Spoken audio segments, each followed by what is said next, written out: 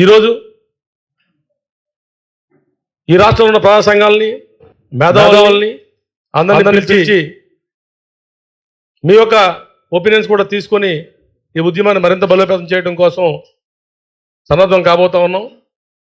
దానిలో ఇప్పటికీ పెద్దలు లక్ష్మణరావు గారు, కేశవరావు గారు, రవీంద్ర గారు, ఇంకితర పెద్దలంతా కూడా చాలా సంఘాల నుంచి వచ్చి ఉన్నారు. ఇంకా కొంతమంది వస్తున్నారు. కాబట్టి ఈ రౌండ్ టేబుల్ సమావేశాన్ని మా పోరాట కమిటీ చైర్మన్లు నరసింహరావు గారు, ఆదినారాయణ గారు, రాజశేఖర్ గారు ముగ్గురు కూడా వేదిక మీద ఉన్నారు. దీన్ని ఆదినారాయణ గారు మాట్లాడి దీన్ని కొనసాగించాల్సిందిగా కోరుతాం. సోదరులారా, నా విశాఖ ఉక్కు తెలుగువారి హక్కు పోరాటంలోని గత 4.5 సంవత్సరాలుగా ఇక్కడ ఉన్నటువంటి వేదికమైనటువంటి ప్రజా సంఘ నాయకులందరూ కూడా వివిధ రూపాల్లో రాష్ట్ర వ్యాప్తంగా ఉద్యమాలు, పోరాటాలు ఈ నాయకత్వం వహించారు.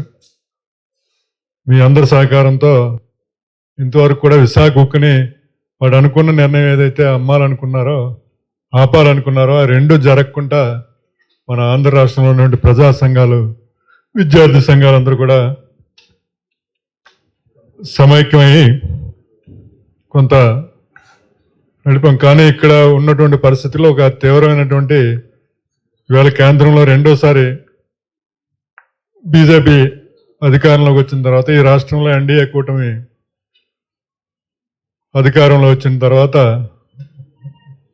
వీళ్ళందరూ ప్రత్యక్షంగా మన అందరితోని కూడా ప్రతివారు గడి లక్ష్మణరావు గారి నుంచి మీరంతా ఐఎఫ్టియు, ఏఐటియు, సిఐటియు, రైతు సంఘాలు, ప్రజా సంఘాలు అందరూ కూడా ఈ పోరాటంలోనే తెలుగుదేశం కూడా పాల్గొంది, జనసేన కూడా పాల్గొంది గత 4.5 సంవత్సరాలు.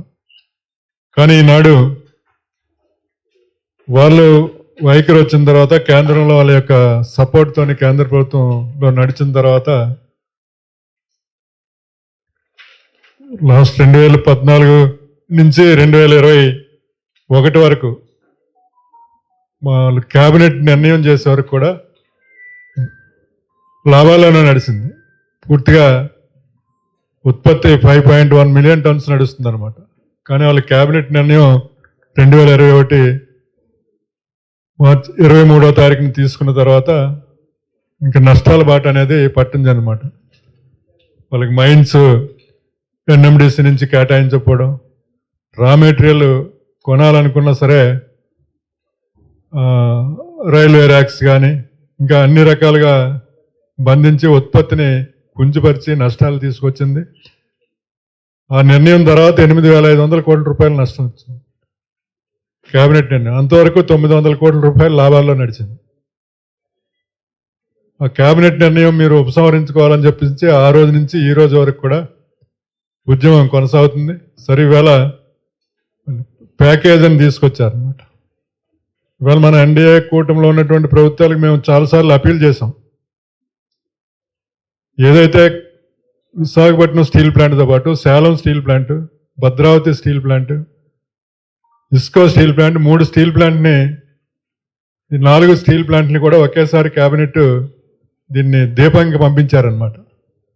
కానీ అక్కడ ఉన్నటువంటి రాష్ట్ర ప్రభుత్వాలు ఇవన్నీ కూడా దాన్ని సెయిల్లో విలీనం చేయండి లేదా దీనికి సొంత గనులు కేటాయించండి అని చెప్పేసి ఆ రకమైనటువంటి ప్రకటన చేయించుకుంటా ప్యాకేజ్ మీద 11,500 కోట్ల రూపాయల ప్యాకేజ్ ఇచ్చి ఆ ప్యాకేజ్ తిరిగి గవర్నమెంట్కే మళ్ళీ బ్యాంకులకి కట్టేసి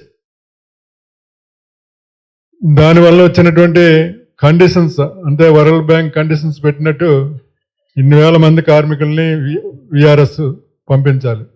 అంటే 15,000 మంది కాంట్రాక్ట్ కార్మికులు ఉన్నారు, 16,000 దగ్గర పర్మనెంట్ ఎంప్లాయీస్, ఆఫీసర్స్ ఉన్నారు. వీళ్ళందరినీ కూడా 2,500 మందిని పర్మనెంట్ ఎంప్లాయీస్ అందరినీ విఆర్ఎస్ ఇచ్చి పంపించడానికి, అలాగే 5,500 మంది కాంట్రాక్ట్ కార్మికుల్ని బైపోర్స్గా ఇంటికి పంపించి దాంట్లో ఉన్న కండిషన్ అనమాట. ఈ 11,500 కోట్ల రూపాయలు ఇచ్చిన డబ్బులోనే బ్యాంకులకి చెల్లించేసి ఆ బ్యాంక్ కండిషన్స్ ప్రకారం వీళ్ళందరినీ తొలగించాలని చెప్పేసి ఆ నిర్ణయం తర్వాత అది ఒకటే జాలక కొత్తగా ఈఓఐ అని వచ్చింది అనమాట. ఈఓఐ అంటే మొత్తం ఆపరేషన్, ఉత్పత్తి, ప్రొడక్షన్, మెయింటెనెన్స్ అన్ని యూనిట్లు కూడా ఈఓఐ పేరు మీద లిమిటెడ్ నేషనల్ వైజ్ టెండర్స్ని పిలిచి వాళ్ళు ఆ ప్రక్రియ స్టార్ట్ చేస్తారు. ఆ యూఐ అనేది ఆపాలని చెప్పేసి తిరిగి మళ్ళా మనం ఓ పక్క తీసిన కాంట్రాక్ట్ లేబర్ని 5,000 మందిని మళ్ళీ తీసుకోవాలి. అలాగే ఎవరైతే పర్మనెంట్ ఎంప్లాయీస్ని, రియల్ టెక్నోక్రాట్స్ ఎవరైతే ఉన్నారో, విఆర్ఎస్ తీసుకున్నారో వాళ్ళందరినీ ఆ ప్లాంట్ నడపాలనుకుంటే టెక్నోక్రాట్స్ కావాలని చెప్పేసి అందరు చంద్రబాబు నాయుడు లాంటి కూడా చెప్పాడు అనమాట. కానీ వాళ్ళ టెక్నోక్రాట్స్ని రిక్రూట్ చేయకుండా టెండర్లు పిలిచి మొత్తం ఆపరేషన్, మెయింటెనెన్స్ బయట వరకు ఇస్తాం. అసలు స్టీల్ ప్లాంట్ మన ఉక్కు కర్మాగారం కేవలం ఎంప్లాయ్మెంట్ ఆంధ్రప్రదేశ్లోని జనరేషన్ పెద్ద పరిశ్రమ అయితే 20 మిలియన్ టన్స్ స్టీల్ ప్లాంట్ అయితే 1 కోటి మందికి ఉపాధి దొరుకుతుందని చెప్పేసి ఈ భూములు ఇచ్చారు. వీళ్ళంతా త్యాగాలు చేశారు. శాసనసభ్యులు వీళ్ళందరూ కూడా రాజీనామాలు చేశారు. ఇప్పుడేంటి మ్యాన్ పవర్ మొత్తం ఉత్తరాంధ్ర ప్రజలకు కానీ మొత్తం ఆంధ్రప్రదేశ్లో ఈఓఐ పేరు మీద ఏ ఒక్కరు కూడా ఆంధ్రాలో ఉన్నటువంటి అక్కడ ఉన్న నిర్వాసులకి ఉపాధి పోతుంది. మొత్తం ఇక్కడ ఉన్న వాళ్ళందరూ కూడా ఉపాధి పోయే పరిస్థితి వచ్చింది. ఆంధ్రాలో ఎవరికి కూడా అందులో పని దొరకలేని పని. దేనికోసం అయితే పోరాటాలు జరిగాయో విశాఖ ఉక్కు కర్మాగారం ఆ అంశాన్ని పక్కన పెడుతుంది ఇవాళ కేంద్రంలో ఉన్నటువంటిది ఈ రాష్ట్రంలో ఉండే ప్రభుత్వం. కానీ ఈ లక్ష్యాలని పోట్లాడాలనుకుంటే మేము 4.5-5 సంవత్సరాల నుంచి జీతాలు లేకపోయా, తగ్గించేసిన, హెచ్ఆర్ఏలు ఇవ్వకపోయినా, అనేక అలవెన్సులు లేకపోయినా 10 గంటలు 11 గంటలు కూడా పనిచేసి విశాఖ ఉక్కుని ఏ రోజు కూడా బంద్ అవ్వకుండా ఈ 5 సంవత్సరాల పాటు మేము కార్మిక సంఘాలు, కార్మికులందరం కూడా నిలబెట్టగలిగాం. ఈ ప్యాకేజీని ఉపసంహరించుకోవాలని చెప్పేసి ఏదైతే గవర్నమెంట్ అనుకున్నటువంటి సెయిల్లో విలీనం చేయమండి, మైన్స్ను కేటాయించబోతుంది. ఇవన్నీ ఆర్సీ మెట్లు ఇవన్నీ మళ్ళీ కొత్తగా వచ్చాయండి. 1,10,000 కోట్ల రూపాయలు బ్యాంకు లోన్ ఇవ్వడానికి ఆర్సీ మెట్లకి కేబినెట్ నిర్ణయించింది. లేకపోతే అక్కడ ఉన్న మన ఆంధ్రప్రదేశ్ ఎమ్మెల్యేలు, ఎంపీలు అందరూ కూడా పనిచేస్తున్నారు అన్నమాట.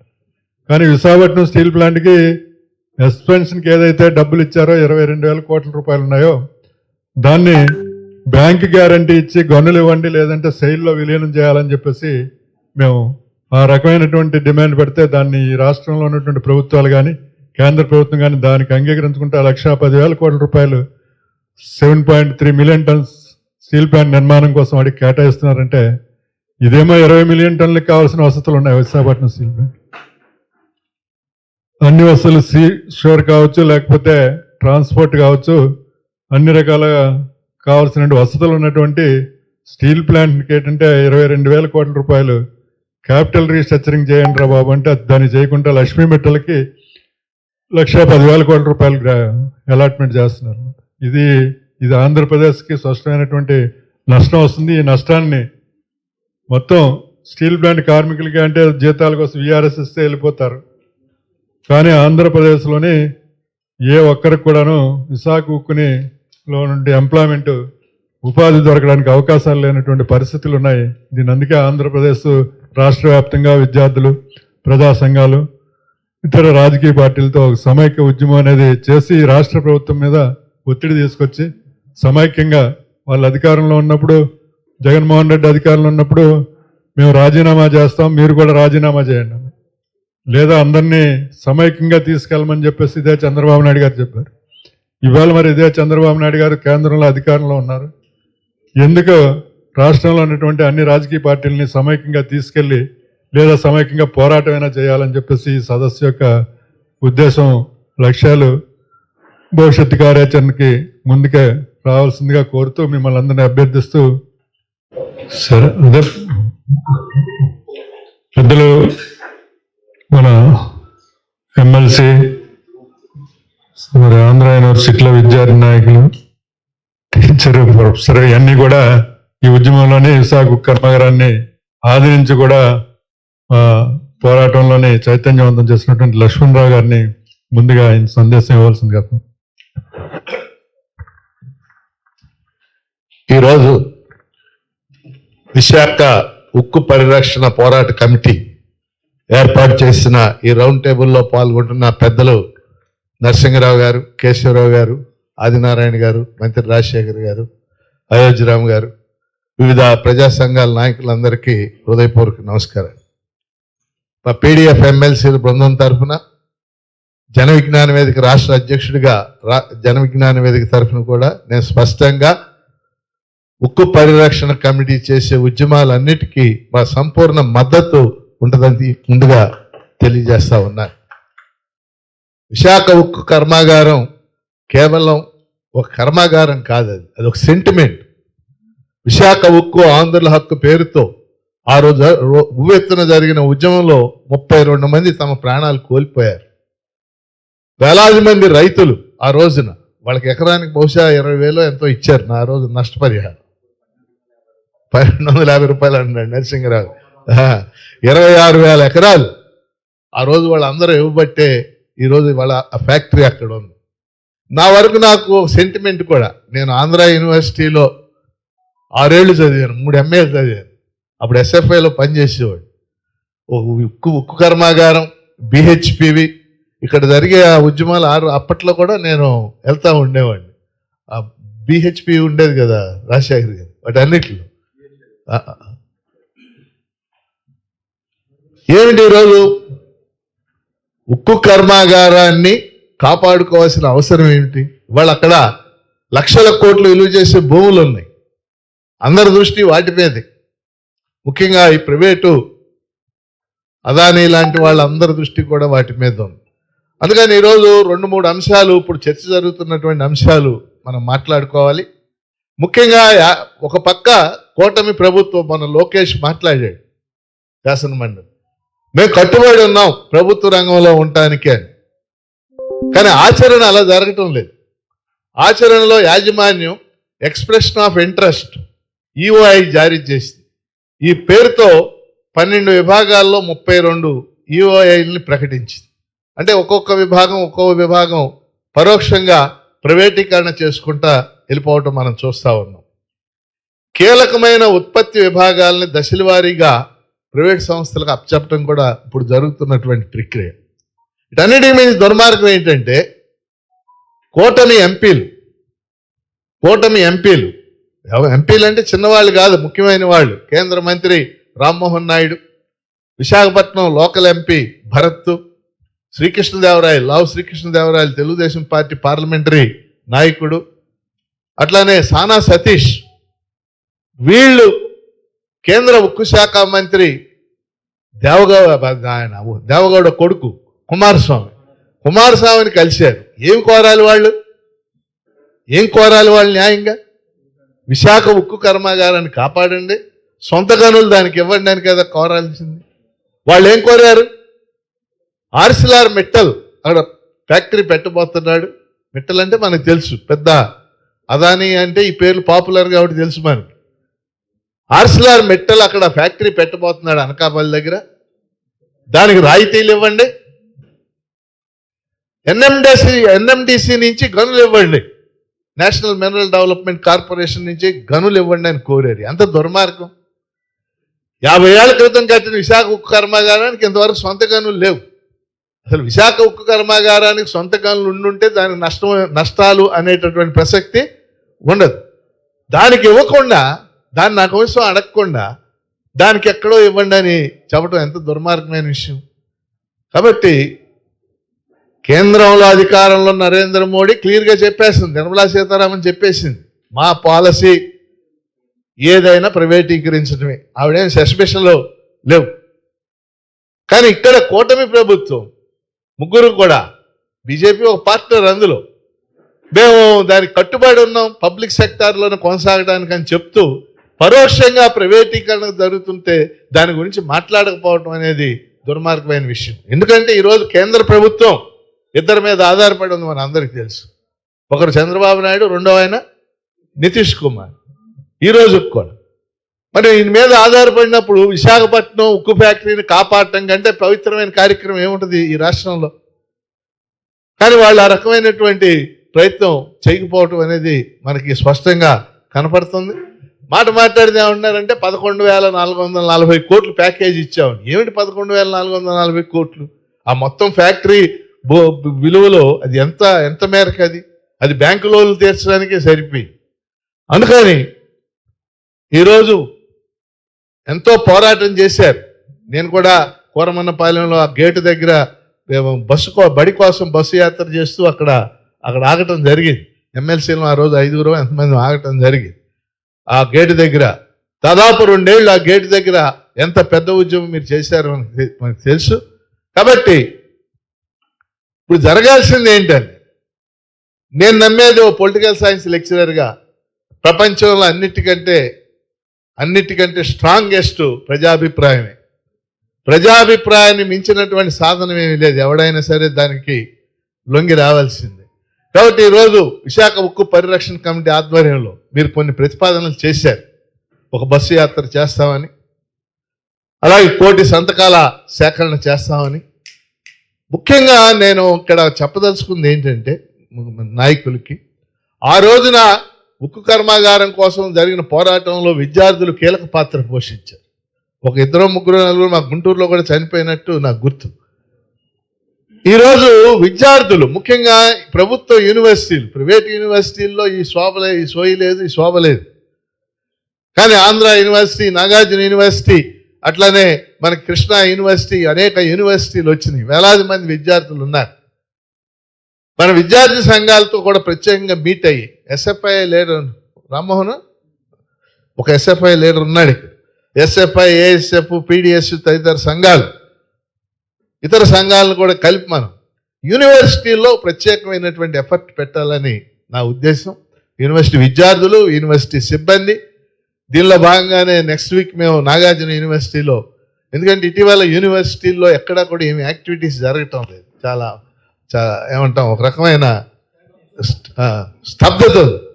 ఆ స్తబ్దత నుంచి విడిపోవాలి. అందుకని నేను నాగార్జున యూనివర్సిటీ నెక్స్ట్ వీక్ కేవలం ఉక్కు ఫ్యాక్టరీకి సంబంధించిన అంశం మీదే మేము మీటింగ్ పెట్టాం. అందులో నేను పాల్గొపోతా ఉన్నాను.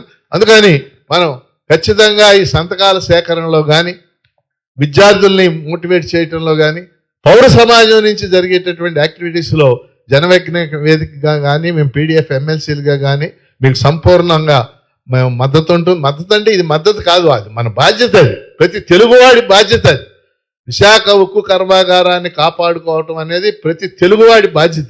అది ఎన్ఆర్ఐలైనా సరే. ఈ సందర్భంగా నా విజ్ఞప్తి మన నాయకులకి, ఒక వెబ్సైట్ కూడా మనం ఓపెన్ చేసి, విశాఖ ఉక్కు కర్మాగారం పోరాట పరిరక్షణ కమిటీ పేరుతో ఒక వెబ్సైట్ ఓపెన్ చేసి, విదేశాల్లో ఉన్నటువంటి ఎన్ఆర్ఐ వాళ్ళ మద్దతు కూడా మనం తీసుకోవాలి. వాళ్ళకు కూడా చాలా మందికి, పాత తరం వాళ్ళందరికీ ఉక్కు ఫ్యాక్టరీ యొక్క గొప్పతనం ఏంటనేది తెలుసు. వాళ్ళ యొక్క మద్దతు కూడా వెబ్సైట్ ద్వారా మనం తీసుకోవాలి. అట్లాగే స్టూడెంట్స్ యొక్క మద్దతు మనం పొందాలి. అలాగే ఇంజనీరింగ్ కాలేజీలకు కూడా ఒక ప్రత్యేకంగా మనం వెళ్ళి దీని గొప్పదనాన్ని చెప్పి వాళ్ళని కూడా మోటివేట్ చేయడానికి ప్రయత్నం చేయాలి. ఈ ప్రయత్నాలన్నింటిలో తప్పనిసరిగా మేము అందరం కూడా భాగస్వాములు అవుతామని తెలియజేస్తూ ఈ రౌండ్ టేబుల్కి మేము సంపూర్ణ మద్దతు మా తరఫున ప్రకటిస్తాం.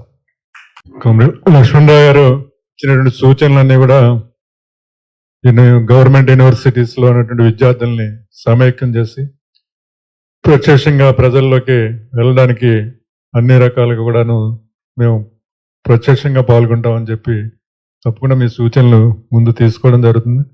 ఇప్పుడు పెద్దలు రైతు సంఘం నాయకులు కేశవరావు గారు, సభాధ్యక్షులు ఆదినారాయణ గారు, లక్ష్మణరావు గారు, రాజశేఖర్ గారు, నరసింహరావు గారు, ఇతర హాజరైన వివిధ సంఘాల నాయకులందరికీ నమస్కారం.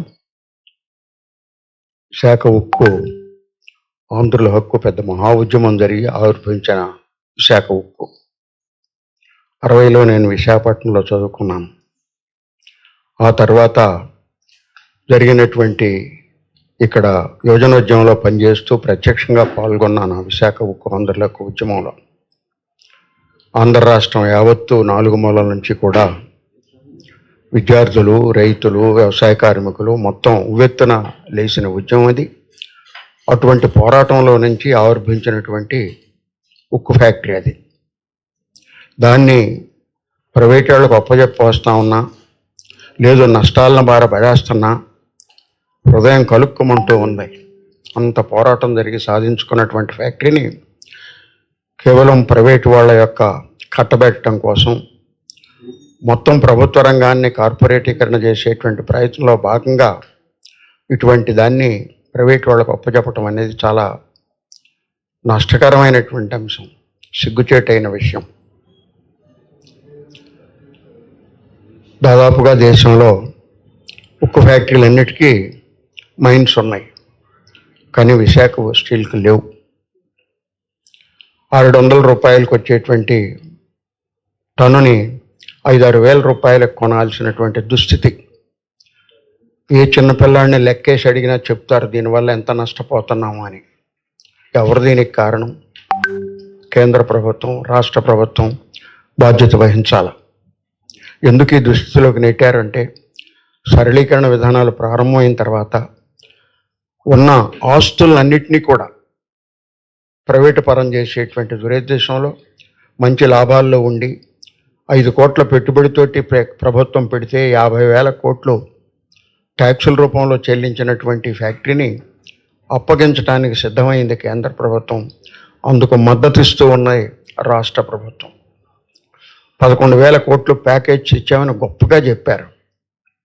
ప్యాకేజ్ తెచ్చింది ఫ్యాక్టరీని నిలబెట్టడానికి కాదు, ఆ కార్మికుల యొక్క ఉద్యోగాలు నిలబెట్టడానికి కాదు.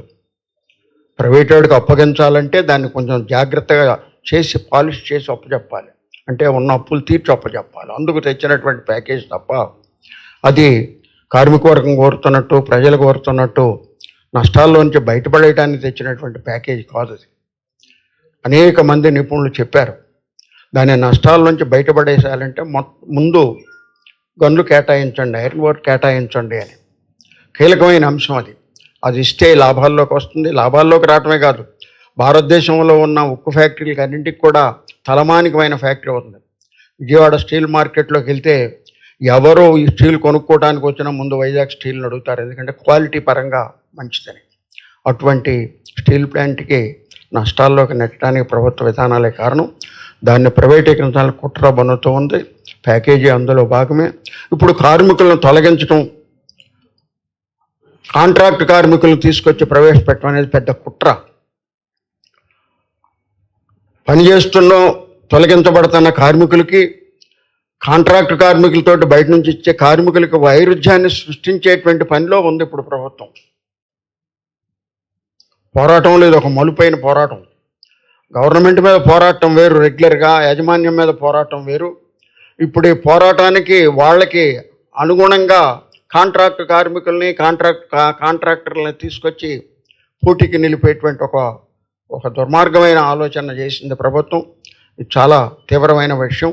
చాలా జాగ్రత్తగా దీన్ని పరిష్కరించుకొని ముందుకు సాగాల్సిన అవసరం ఉంది. పోరాటం ఇప్పటికి 5 సంవత్సరాలు బట్టి నడుస్తున్నటువంటి పోరాటాన్ని నిరంతరం గమనిస్తూ ఉన్నాం. గతంలో కూడా విశాఖ స్టీల్ ప్లాంట్కి కాపాడుకోవటం కోసం ఆల్ ఇండియా ఎస్కేఎం నాయకత్వాన్ని కూడా తీసుకొచ్చి సభ్యెట్టిన సందర్భం ఉన్నది.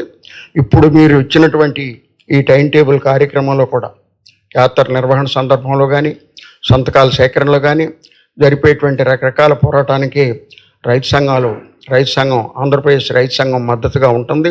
ఒక రైతు సంఘమే కాదు, మొత్తం ఆంధ్ర రాష్ట్రంలోని రైతు సంఘాలన్నింటినీ కూడా కూడగట్టి మీకు మద్దతుగా, ఈ పోరాటానికి మద్దతుగా, ఈ ఫ్యాక్టరీని కాపాడేందుకు అవసరమైనటువంటి చర్యలకు మద్దతుగా ఆంధ్రప్రదేశ్ రైతు సంఘం నిలుస్తుందని మీ అందరికీ మరొకసారి హామీ ఇస్తూ నాకు ఈ అవకాశం ఇచ్చిన ధన్యవాదాలు తెలుస్తూ సెలవు. అలాగే రాష్ట్ర వ్యాప్తంగా జరిగే ఉద్యమానికి సహకారం అన్ని ప్రాంతాల్లో కూడా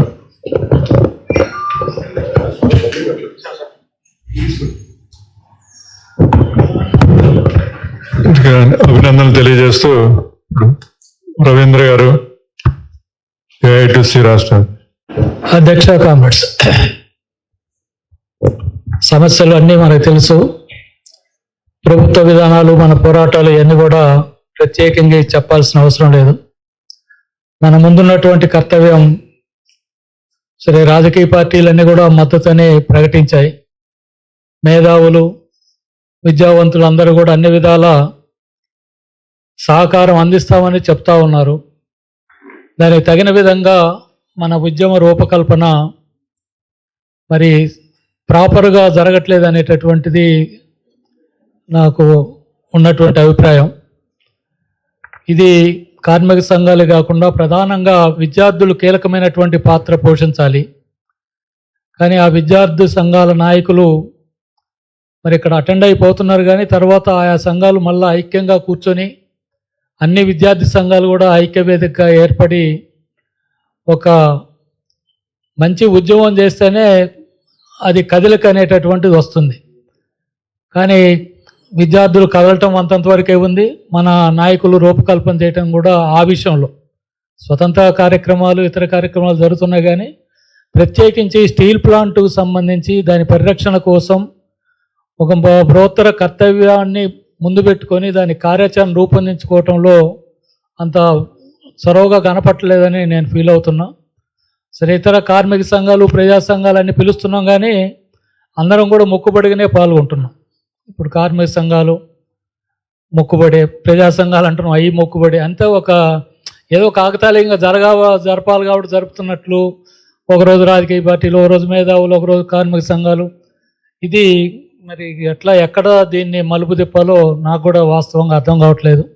అందుకని సరే, ఇప్పుడు మన ముందున్న కర్తవ్యాల్లో ప్రధానంగా ధర్నా చౌక్లో పెద్ద ధర్నా నిర్వహిద్దామని, దానికన్నా ముందు యూనివర్సిటీలో విద్యార్థుల యొక్క కార్యాచరణ, సరే బస్సు యాత్ర, అంతిమంగా మరి రాష్ట్ర బంద్, ఇవన్నీ మన ముందున్నటువంటి ఈ కార్యాచరణ మనం రూపొందించుకొని చేసే దాంట్లో మేము కూడా ప్రధాన పాత్ర పోషించి ఏదైతే మన ఎజెండాలో ఉన్నటువంటి కర్తవ్యాలు నిర్వహణలో ఏఐటీసీగా చొరవ తీసుకొని ప్రధాన పాత్ర పోషిస్తామని తెలియజేస్తూ సెలవు తీసుకుంటాం.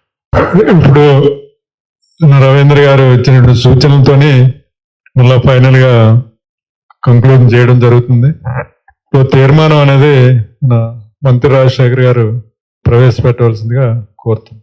సరే, ఈరోజు ఈ సమావేశంలో పాల్గొన్న ప్రతి ఒక్కరు హృదయపూర్వక నమస్కారాలు తెలియజేస్తూ, మరి ముందుగా స్టార్ట్ చేసినటువంటి అయోధ్యరామ్ గారు స్వాగతోపన్యాసం, అలానే సభాధ్యక్షులు ఆదినారాయణ గారు, మరి పెద్దల నరసింహరావు గారు, ఇప్పుడే మాట్లాడినటువంటి లక్ష్మణరావు గారు, కానీ నాగేశ్వరరావు గారు, కేశవరావు గారు, రవీంద్ర గారు, ఇతరులు కూడా మాట్లాడతారు ఇప్పుడు. సరే, స్టీల్ ప్లాంట్ కోసం మీరు చూపిస్తున్నటువంటి కన్సర్న్కి బాధ్యతగా మీరు ప్రత్యేకించి ఈ ఉద్యమానికి మద్దతు పలుకుతామని చెప్పడం చాలా అభినందనీయం, గర్వించదగ్గ విషయం.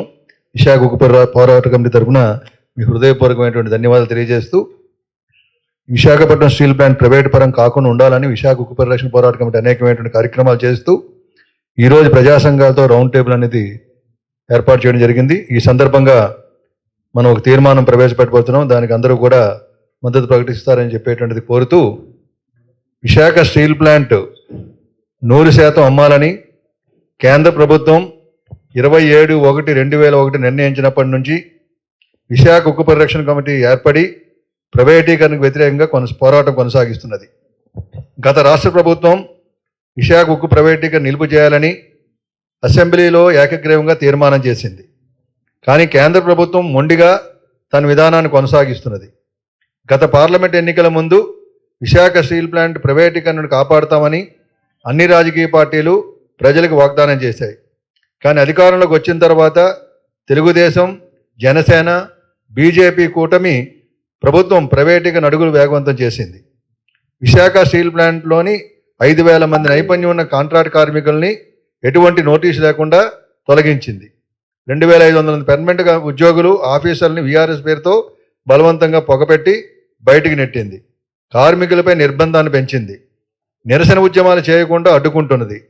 గత 4.5 సంవత్సరాలుగా కోర్మనపాలెం వద్ద ఉన్న రిలే నిరాహార శిబిరాన్ని యాజమాన్యం కూల్చివేసింది. హైకోర్టు నిరాహార దీక్ష శిబిరం తిరిగి నిర్మించడానికి అనుమతించమని కోరినా యాజమాన్యం, పోలీసులు నిరాకరిస్తున్నారు. నిరాహార దీక్ష 4 సంవత్సరాల పైగా జరిగిన శిబిరం స్థలంలో మొక్కలు నాటించారు, కంచెలు వేయించారు.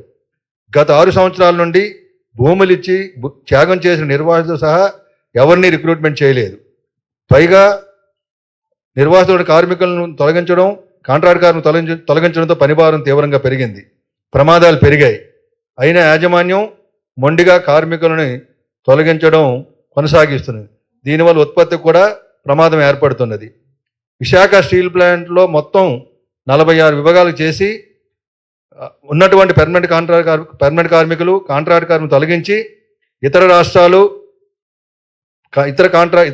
కాంట్రాక్టర్లకి పనులు అప్పగించడానికి ఎక్స్ప్రెషన్ ఆఫ్ ఇంట్రెస్ట్ పేరుతో 2025 సెప్టెంబర్ 16న ఒక ప్రకటన ఇచ్చి దాన్ని 2025 సెప్టెంబర్ 16 వరకు టైం ఇచ్చింది. ఈ మధ్యకాలంలో దాన్ని మళ్ళా కొంచెం పొడిగించారు. దాన్ని కార్మిక సంఘాలు పూర్తిగా వ్యతిరేకిస్తున్నాయి, ఉద్యమాలు కొనసాగిస్తున్నాయి. కేంద్ర ప్రభుత్వం 11,440 కోట్ల ప్యాకేజ్ ఇచ్చామనే పేరుతో ప్లాంట్ను రక్షించామని పెద్ద ప్రచారం ఇక్కడ ఉన్న కోట ప్రభుత్వం కూడా కొనసాగిస్తున్నది. కానీ అత్యధిక భాగం ఇందులో బ్యాంకుల అప్పు తీర్చడానికి, జిఎస్టీలు చెల్లించడానికి సరిపోయింది. కొసరుగా కొంత ఈఆర్ఎస్కి డబ్బులు కూడా కేటాయించారు. కార్మికుల జీతాల చెల్లింపులకు కానీ ముడి ఖనిజం కొనుగోలుకు కానీ ₹1 కూడా కేటాయించలేదు. విశాఖ స్టీల్ ప్లాంట్ కొనుగోలు చేసే ప్రైవేటు వారికి ఉపయోగపడే ప్యాకేజ్ ఇది. అందువల్ల మన పోరాటాన్ని మరింత ఉధృతం చేయాలని నిర్ణయించాం. ఈ ఉద్యమాన్ని రాష్ట్ర వ్యాప్తంగా విస్తరించడానికి అన్ని రాజకీయ పార్టీలు, ప్రజా సంఘాలు, మేధావుల సంపూర్ణ సహకారం కోవడానికి ఈ రౌండ్ టేబుల్ సమావేశాన్ని నిర్వహిస్తున్నాం. రాష్ట్ర వ్యాప్తంగా విశాఖ ఉక్కు సంకారం పూరించడానికి అన్ని రాజకీయ పార్టీలు, ప్రజా సంఘాలు సిద్ధం కావాలని హృదయపూర్వకం కోరుతున్నాం. దానిలో భాగంగా ప్రజా సంఘాల సమావేశం ఈరోజు జరుగుతున్నది. యూనివర్సిటీలు, విద్యాలయాల్లో విద్యార్థి ఉద్యమం నిర్మించాలని కోరుతున్నాం. విజయవాడ ధర్నా చౌక్లో మహాధర్నా జరపడానికి రాష్ట్రంలో అన్ని జిల్లాల్లో విశాఖ స్టీల్ పరిరక్షణ సదస్సు జరపాలని, ఇచ్చాపురం నుండి హిందూపురం వరకు బస్సు యాత్ర నిర్వహించాలని, 1 కోటి సంతకాల సేకరణ చేపట్టి రాష్ట్ర ప్రజలను పోరాటం చేయడానికి సిద్ధం చేయాలని మేము భావిస్తున్నాం. అయినా కేంద్ర రాష్ట్ర ప్రభుత్వాలు మొండిగా విశాఖ ఉక్కు ప్రైవేటీకరణ దిశగా పయనిస్తే రాష్ట్ర వ్యాప్తిగా బంద్కు సిద్ధం కావాలని ప్రజానీకాన్ని కోరుతున్నాం. ఈరోజు జరిగే రౌండ్ టేబుల్ సమావేశంలో ప్రజా సంఘాల నాయకులు, మేధావుల సలహాలు, సూచనలు తీసుకొని వీలైన త్వరలో విశాఖ ఉక్కు పరిరక్షణ పోరాట కమిటీ కార్యక్రమాన్ని రూపొందిస్తుందని సవినయంగా తెలియజేస్తున్నాం. మిత్రులారా, ఈ తీర్మానాన్ని అందరూ సమర్థించినట్టుగా మేము భావిస్తూ ఆమోదం తీసుకున్నాం. ఎస్ఎఫ్ఐ స్టేట్ సెక్రటరీ అయినటువంటి రామ్మోహన్. సరే మిత్రులారా, విశాఖ ఉక్కు పరిరక్షణ పోరాట వేదిక ఏదైతే కార్యక్రమాలకు తలపెట్టిందో దీనికి భారత విద్యార్థి ఫెడరేషన్ ఎస్ఎఫ్ఐ ఆంధ్రప్రదేశ్ రాష్ట్ర కమిటీగా మద్దతు తెలపడమే కాకుండా ప్రత్యక్షంగా భాగస్వామ్యం అవుతామని ముందుగా మీ అందరికీ మేము తెలియజేయడం అనేది జరుగుతుంది. మేము ఈ విశాఖ ఉక్కు పరిరక్షణ పోరాట కమిటీ ఇచ్చిన పిలుపుల్లో ప్రత్యక్షంగా పలుమార్లు భాగస్వామ్యం అయ్యాం. విద్యార్థి యువజన సంఘాలుగా ఒక బైక్ యాత్రని నిర్వహించడం జరిగింది. స్టేట్ వైడ్గా బంద్ 2 సార్లు చేయడం జరిగింది. వివిధ రకాల యూనివర్సిటీల్లో అడపదడప వివిధ రకాల యాక్టివిటీస్ చేసాం. ముందు మాట్లాడిన సార్ చెప్పినట్టుగా మేము సీరియస్ ఎఫెక్ట్స్ దీని మీద పెట్టి మొత్తం ఓవరాల్గా విద్యార్థి లోకాన్ని కదిలించే దాంట్లో కొంత విఫలం కావడం వాస్తవం. దీనికి వివిధ రకాల కారణాలు ఉన్నాయి. జనరల్గా అన్ని విద్యార్థి సంఘాలు వివిధ సంఘాల యొక్క యాక్టివిటీస్కి ఇచ్చే ప్రాధాన్యత దీనికి ఇవ్వకపోవడం, ఈ విశాఖపట్నం స్టీల్ ప్లాంట్ యొక్క ముందు సాక్రిఫైజులు కానీ లేదా ఇప్పుడున్న ప్రాధాన్యత కానీ విద్యార్థులకి, ముఖ్యంగా విద్యార్థి సంఘాలకు కానీ విద్యార్థులకు కానీ అర్థం కాకపోవడం, ఇప్పుడున్న జనరేషన్ ఆ త్యాగాలలో భాగస్వామ్యం లేకపోవడం, ఇవన్నీ వివిధ రకాల కారణాలు ఉన్నాయి. అయినా పెద్దలు ఇచ్చిన సూచనల మేరకు వివిధ రకాలుగా చైతన్యపరిచే కార్యక్రమం మేము చేస్తున్నాం. ఏదైతే యూనివర్సిటీలకు సంబంధించి పిలిపిచ్చారో ఈ యూనివర్సిటీలకు సంబంధించిన కార్యక్రమంలో మేము ఖచ్చితంగా అన్ని యూనివర్సిటీల్లో సదస్సులు నిర్వహించేదానికి, అదేవిధంగా ఈ బస్సు యాత్రలో రేపు చెలో విజయవాడ ధర్నా చౌక్ సభలో ఎక్కువ మంది విద్యార్థులను భాగస్వామ్యం అయ్యేదానికి ప్రయత్నం చేస్తాం. మిగతా విద్యార్థి సంఘాలకు కూడా ఇన్విటేషన్ ఇచ్చి వాళ్ళని కూడా ఆహ్వానించుంటే బాగుండేది. విశాఖ ఉక్కు పరిరక్షణ పోరాట కమిటీకి ఒక రిక్వెస్ట్ ఏంటంటే, విద్యార్థి యువజన సంఘాలన్నింటితో ఒక సమన్వయ సమావేశం మీరు లీడ్ తీసుకొని వేసి అక్కడ విద్యార్థి యువజన సంఘాలకు ప్రత్యేకమైన కార్యాచరణ ఒకటి రూపొందించి దాని ప్రకారం డ్రైవ్ చేస్తే ముందుకి వెళ్ళేదానికి అవకాశం ఉంటుందని.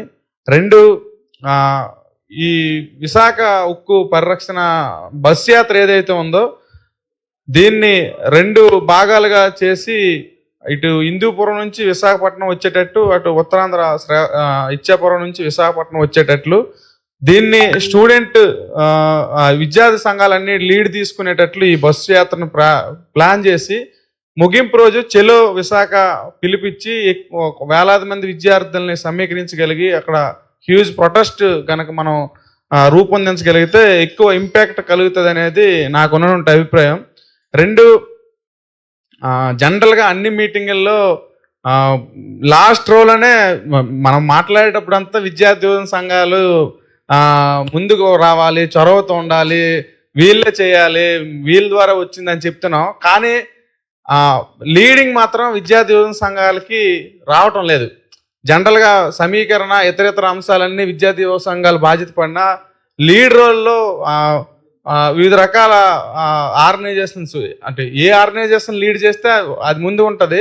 మేము లీడ్ తీసుకోలేకపోతున్నాం, మీరు మమ్మల్ని సమన్వయపరిచి లీడ్ తీసుకునేటట్లు చేయండి అని చెప్పి మేము అడుగుతున్నాం. ఏదైనా ఓవరాల్గా విద్యార్థి యువజన సంఘాల పైన సీరియస్ బాధ్యత ఉంది. దానికి మా సాయశక్తిలా మేము ఇప్పుడు వరకు చేయాల్సిన కార్యక్రమాలు చేసాం.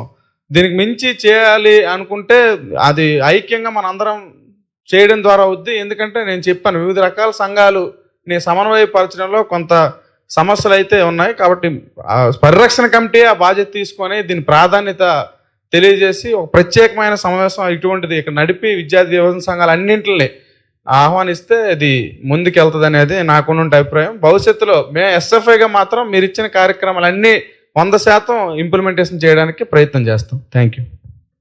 థ్యాంక్ యూ రామ్మోహన్ గారు. మీరు ఇచ్చినటువంటి సూచనలు ఫ్యూచర్లో అందరినీ ఎట్లా చేయాలనేది మా కమిటీ, అలాగే ముఖ్యంగా స్టేట్ లీడర్స్, స్టూడెంట్ అవ్వచ్చు, లేకపోతే ట్రేడ్ యూనియన్లు అవ్వచ్చు, రైతు సంఘాలు, స్టేట్ నుంచి గైడెన్స్ ఉంటాయి. కానీ మేము పరిరక్షణ పోరాట కమిటీ అక్కడి నుంచి విశాఖపట్నం నుంచి మేము కోఆర్డినేట్ చేయడానికి కొంచెం ఇబ్బందులు ఉన్నాయన్నమాట.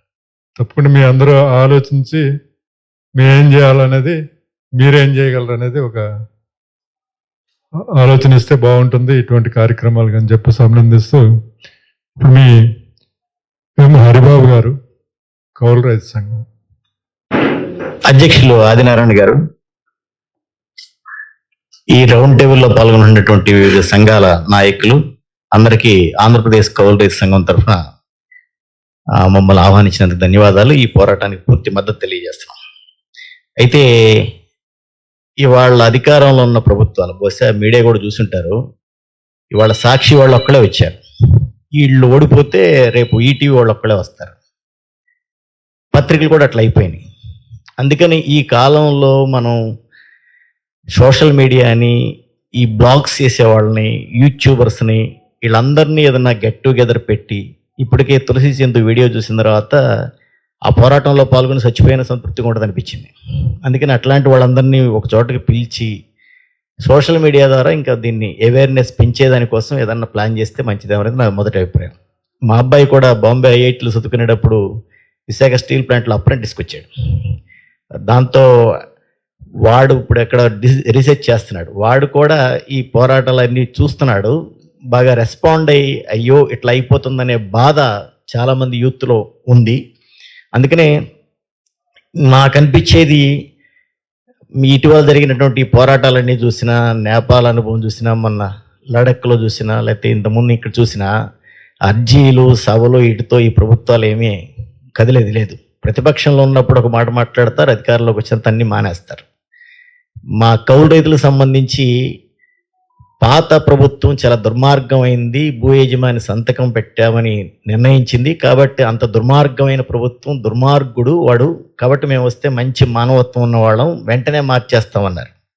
వీళ్ళు అసెంబ్లీలో వచ్చిన తర్వాత బడ్జెట్ సమావేశాలు కూడా పెట్టారు, మేము పాత చట్టాన్ని రద్దు చేస్తున్నాం, కొత్త చట్టం తీసుకొస్తున్నామని. అన్నదాత సుఖీభావ అందరికీ ఇస్తామన్నారు. ఇప్పటి వరకు ఒక్కడికి ఒక్క పైసా ఇవ్వలేదు. చట్టం మార్చలేదు. బయట మాత్రం తిట్టుకుంటారు ఇద్దరు, చట్టాలు మాత్రం పాతవే ఆయన అమలు చేస్తాడు. ఒకవేళ వీళ్ళు వస్తే వీళ్ళవే వాళ్ళు కూడా అమలు చేస్తారు. అంటే విధానాలు ఏమీ మార్పు ఉండలేదు. అందుకని నాకు అనిపించేది, ధర్నా చౌక్లో పెద్ద మీటింగ్ పెట్టుకునే కంటే చలో సీఎం ఇంటికి అని చెప్పేసి ఏదో కార్యక్రమం పెడితే లాఠీ చేతి జరుగుద్దో, గొడవ జరుగుద్దో, ఏదో ఒకటి జరుగుతుంది. అట్లాంటి స్టెప్ తీసుకోకపోతే పెద్ద పెద్ద ఎంత పెద్ద సభలోనే పెట్టుకోండి, వాళ్ళు చెవిటి వాడి ముందు శంఖం ఊదినట్టుగా ఈ ప్రభుత్వాలు అయిపోయినాయి. అందుకని ఏంటంటే ఏదో కదిలించేదానికి కావాల్సినటువంటి కొత్త కొత్త పోరాట పద్ధతుల్ని మనం అన్వయిస్తేనే మంచిది. అందుకనే ఈ సోషల్ మీడియాను ఉపయోగించుకుంటూ ఈ ప్రభుత్వాల నటించేవాడిని నిద్ర లేపలేమంటారు. అట్లా ఈ ప్రభుత్వాలు నటిస్తున్నాయి. అందుకని దాన్ని నిద్ర లేపడానికి ఇంకేం చేయాలో ఆలోచిస్తే మంచిది. ఆ పోరాట రూపాలు కూడా అట్లా మిలిటెంట్గానే ఉంటే మంచిది అనేది నా అభిప్రాయం. దాంట్లో మాకున్న శక్తి, అసలు రైతులే వాళ్ళ సమస్యల మీద రారు, ఆయన కొంత ప్రచారం చేస్తాం. మీరు ఏదైనా పోస్టర్ లాంటిది ఇస్తే అందరి ఇళ్ళకి అంటిస్తాం, వాళ్ళ పిల్లలకన్నా అర్థం అవుతుంది. కాబట్టి ఏంటంటే అట్లాంటి ఒక ప్రాపగాండా మెటీరియల్ కూడా తీసుకుని మాకు అందజేస్తే మేము కూడా గ్రామాల్లో కొంత ప్రచారం చేసేదానికి ప్రయత్నం చేస్తాం. పోరాటాలు మాత్రం మిలిటెంట్గా ఉండాలి, లేదా అర్జీలు ఇచ్చే పద్ధతిలో ప్రభుత్వాలు కదలవని నా అభిప్రాయం. అందుకనే దీంట్లో మేము కూడా మద్దతు ఇస్తూ పాల్గొంటామని చెప్పేసి ధన్యవాదాలు తెలియజేస్తాం. థ్యాంక్ యూ వెంకట గారు. మీరు ఇచ్చినటువంటి సలహాలు తప్పకుండా తీసుకొని భవిష్యత్తు కార్యక్రమంలోనే పగడ్బందీగా రూపొందించడం జరుగుతుంది. ఇట్లా పి పోలారి గారు, కామ్రేడ్ ఐఎఫ్టియు రాష్ట్ర కార్యదర్శి.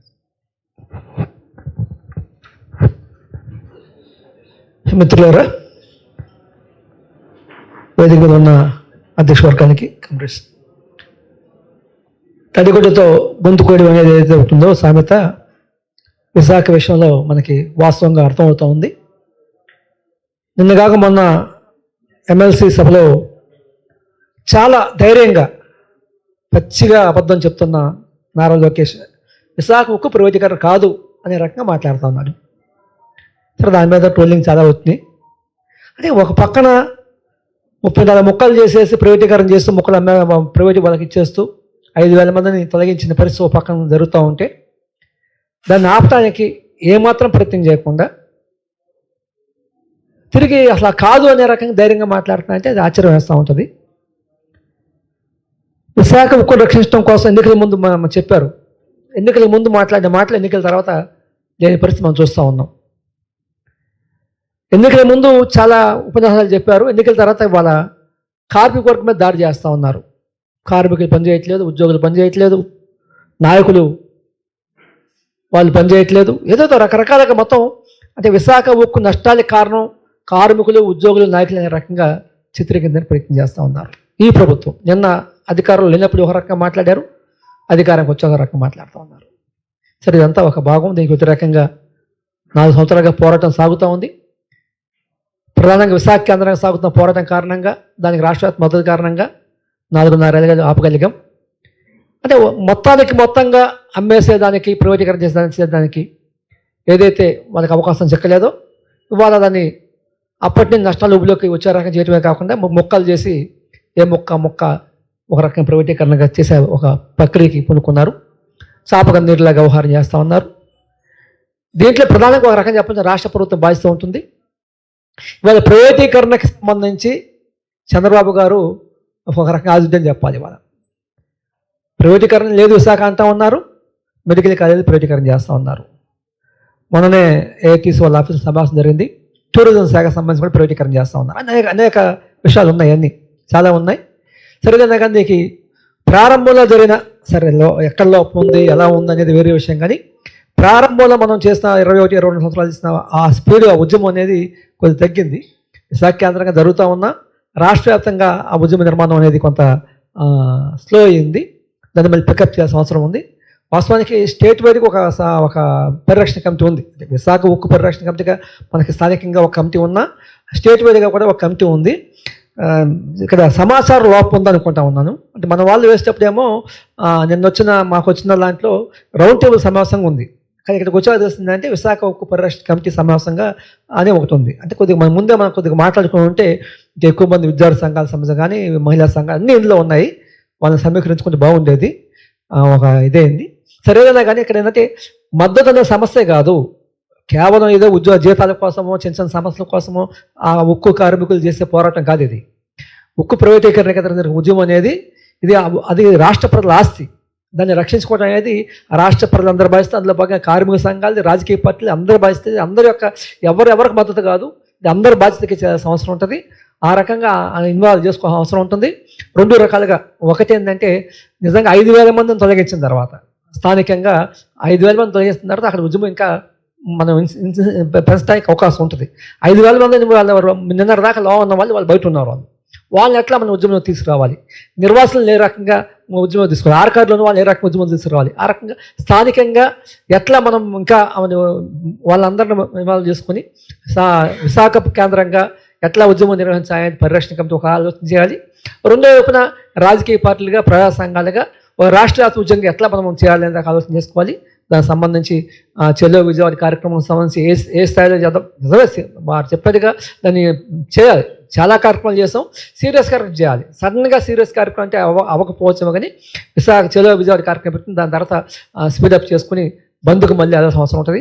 దానికి సంబంధించి ఏదన్నా కానీ ఆర్థికంగా ఎంత ఇబ్బందులు ఉన్నా అవసరమైతే ఇంటింటికి ఒక పోస్టర్ లాగా మన ఎన్నికలకు సంబంధించి ఏ రకంగా అయితే మా అభ్యర్థి గెలిపి డోర్ పోస్టులు వేస్తామో ఆ రకంగా ఈ విషయం మీద ఒక డోర్ పోస్ట్ అందామా, చిన్న ఏదైనా పోస్టర్ కరపత్రం అంటే చదువుతారు, చాలా వేరే విషయం. కానీ అట్లాంటివి వేసుకొని 1,00,000 2,00,000 వేసుకొని ప్రతి ఇంటికి అతికిచ్చే రకంగా చేసుకొని ఆ రకంగా దీన్ని జనాల్లోకి తీసుకెళ్ళాల్సిన అవసరం ఉంటుంది. ఖచ్చితంగా బంధు స్థాయికి దీన్ని తీసుకెళ్ళి మళ్ళీ దాన్ని పెంచాల్సిన అవసరం ఉంది. అంటే ఒక రకంగా స్టాగ్నేషన్లో ఉంది. ఈ స్టాగ్నేషన్లో ఉన్న మూమెంట్ని ముందుకు తీసుకెళ్ళడం కోసం అందరూ ప్రయత్నం చేద్దాం. ఆ రకంగా జరిగే ఉద్యమంలో ఐఎఫ్టీగా మా వంతు మేము తప్పనిసరిగా పాల్గొంటామని తెలియజేసి ముగిస్తున్నాం.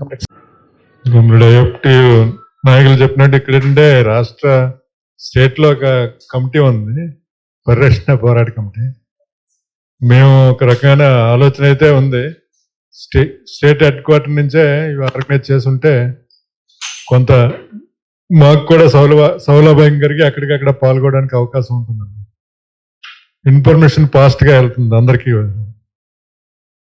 మేము అక్కడి నుంచి చేయడం అంటే కొంత పూర్తిగా అది భవిష్యత్తులో దాన్ని ఎట్లా రెక్టిఫై చేసుకొని సమన్వయం చేయాలనేది తప్పకుండా కృషి. జాగృతి రైతు సంఘం రెడ్డి ప్రసాద్ గారు.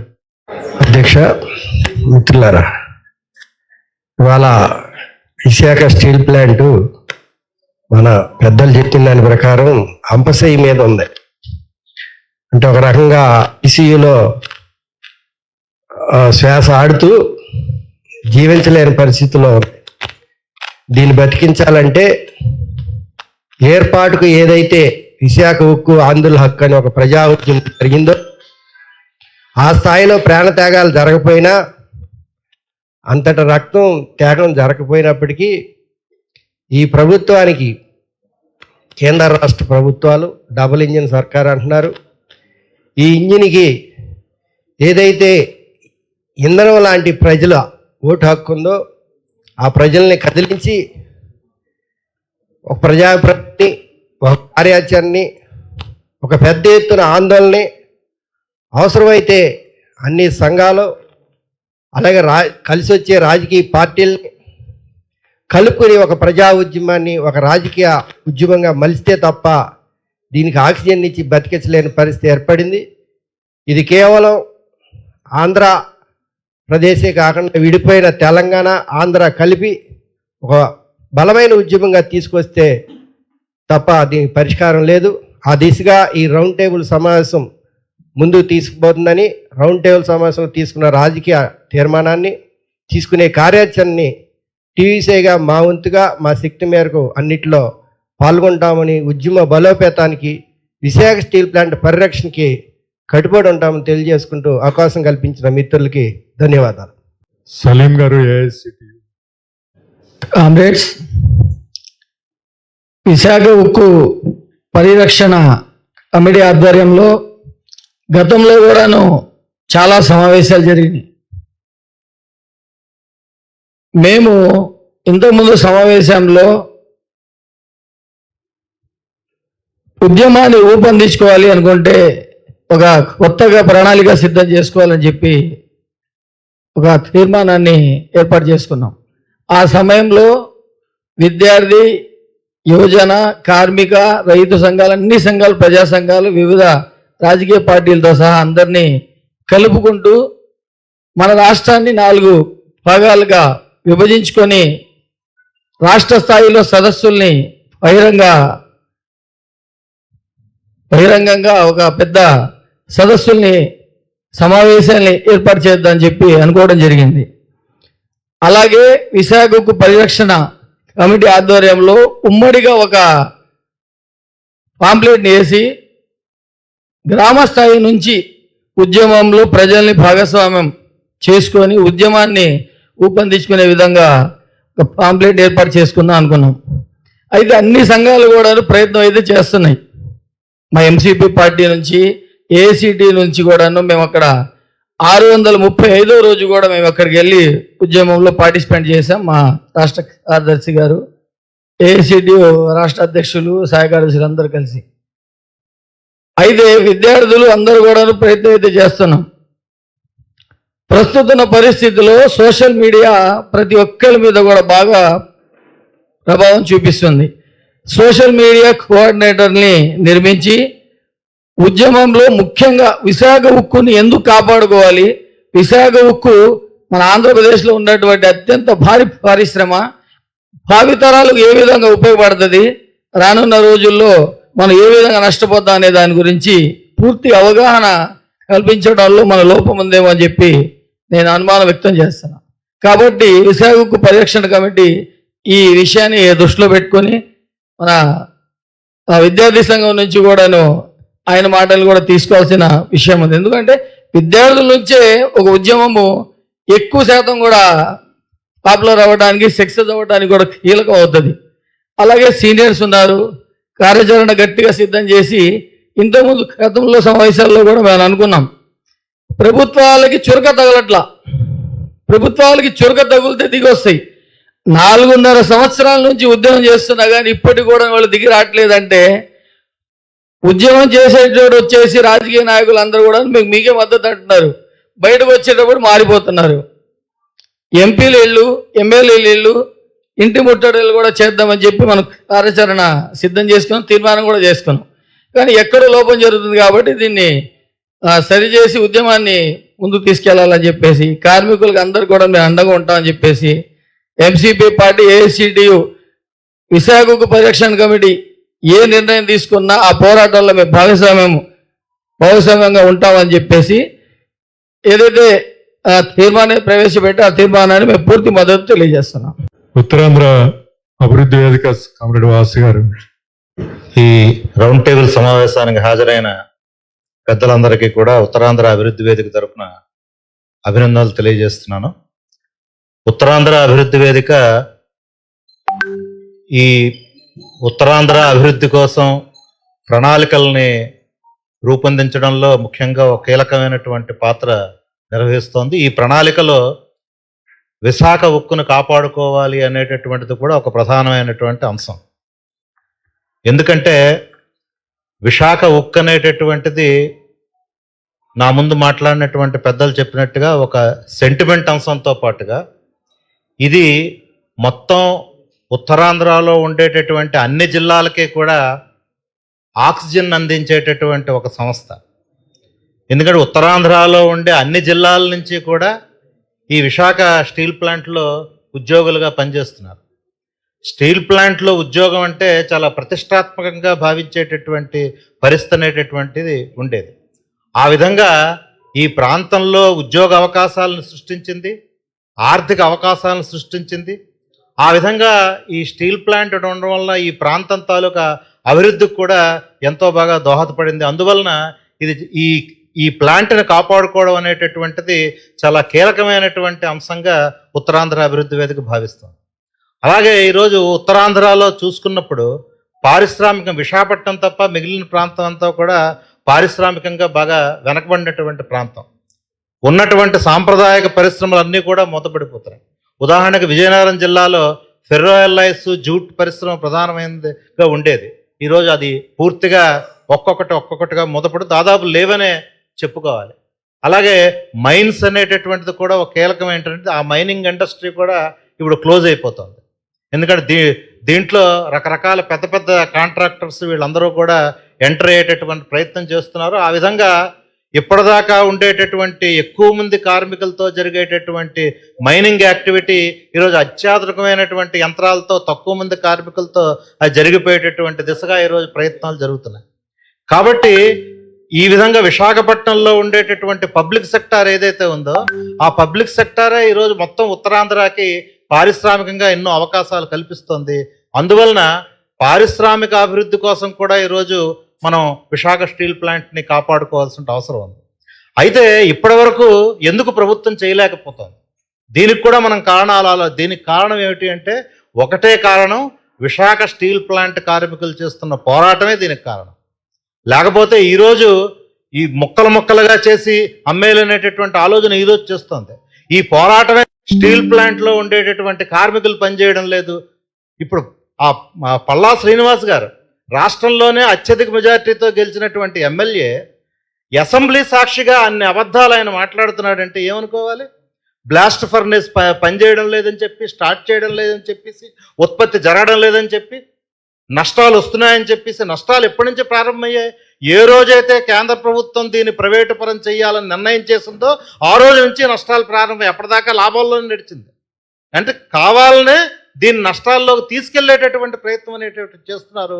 కాబట్టి ఇప్పుడు మొక్కలుగా చేసి అమ్మాలనేటటువంటి ప్రయత్నం, అక్కడ కార్మికుల మీద తీవ్రమైనటువంటి దుష్ప్రచారం చేయడం, అసలు ప్రభుత్వ రంగంలో ఉండడమే అది ప్రభుత్వానికి ఖర్చుతో కూడుకున్నటువంటి పని అని చెప్పడం, ఈ విధమైనటువంటి ప్రచారాలు చేసి ఆ ఇండస్ట్రీని నాశనం చేయాలనేటటువంటి ఒక దుర్భితితో ఈరోజు ప్రభుత్వం ముందుకు ఇప్పటిదాకా ఎందుకు చేయలేకపోయిందంటే ఇప్పటిదాకా ప్రజల తాలూకు అవసరం ఉంది కాబట్టి ఇప్పటిదాకా చేయలేకపోయింది. ఇప్పుడు ప్రజల్ని కన్విన్స్ చేయడం కోసం రకరకాల అబద్ధాలని ప్రారంభించింది. అందువల్ల ఇది ఇంకా రాబోయేటటువంటి రోజుల్లో ఇంకా ఎక్కువయ్యేటటువంటి ప్రమాదం ఉంది.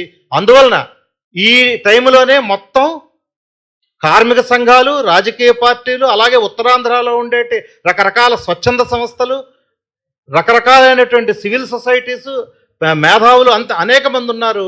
ఒక్కరిని కూడా విడిచిపెట్టకుండా, ఒక్క సంస్థను కూడా విడిచిపెట్టకుండా మొత్తం అందరినీ కూడా ఒక వేదిక మీదకి తీసుకొచ్చి ఒక పెద్ద ఎత్తున ప్రజాభిప్రాయాన్ని మౌల్డ్ చేసేటటువంటి విధంగా ఈరోజు ఉక్కు పరిరక్షణ కమిటీ ప్రయత్నం అనేటటువంటి చేయాలి.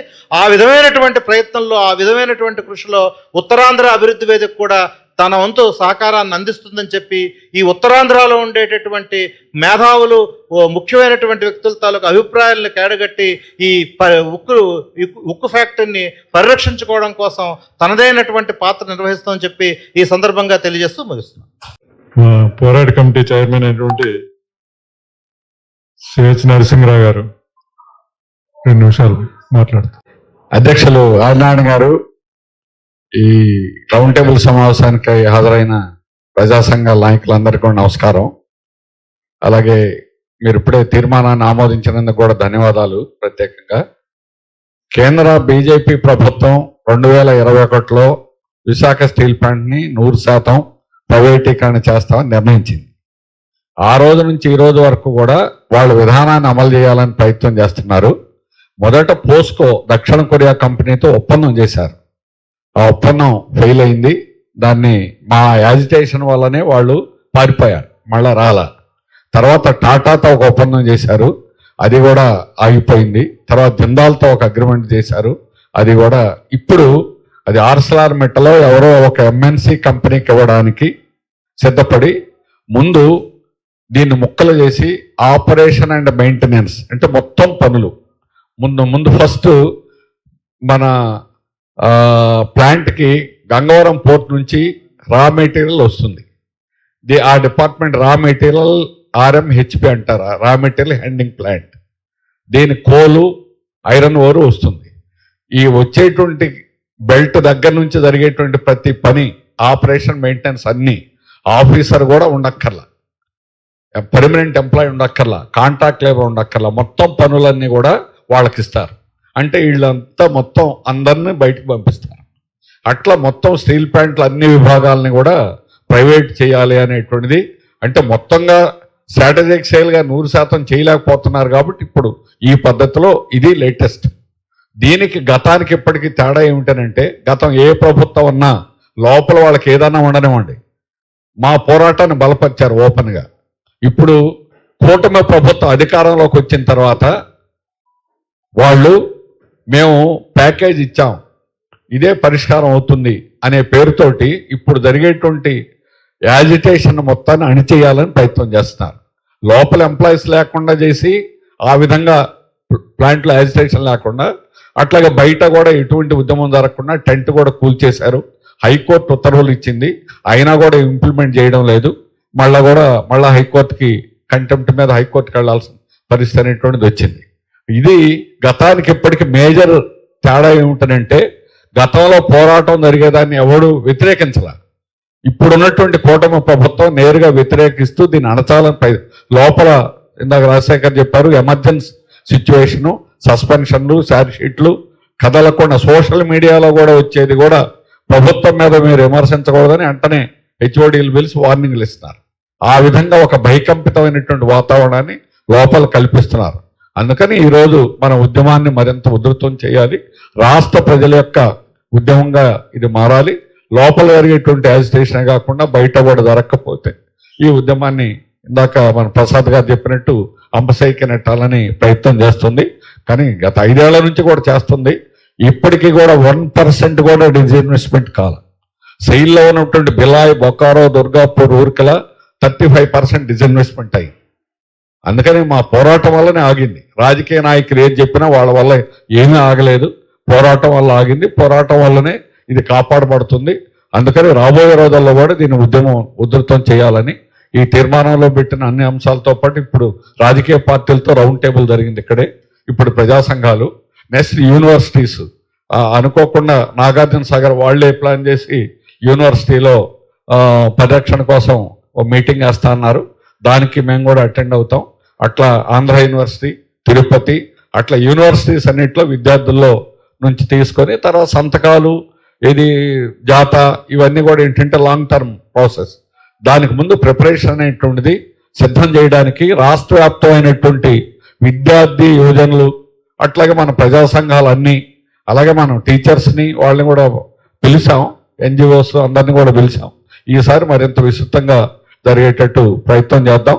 ఏదైనా మనం ఉద్యమాన్ని ఉధృతం చేయడానికి రాష్ట్రంలో ఉన్నటువంటి ప్రజా సంఘాలన్నీ కూడా రాబోయే కాలంలో తోడ్పడాలని మనవి చేస్తూ నాకు అవకాశం ఇచ్చినందుకు ధన్యవాదాలు తెలియజేస్తున్నాను. మలయాద్రి గారు, కేవీపీఎస్. విశాఖ ఉక్కు పరిరక్షణ కోసం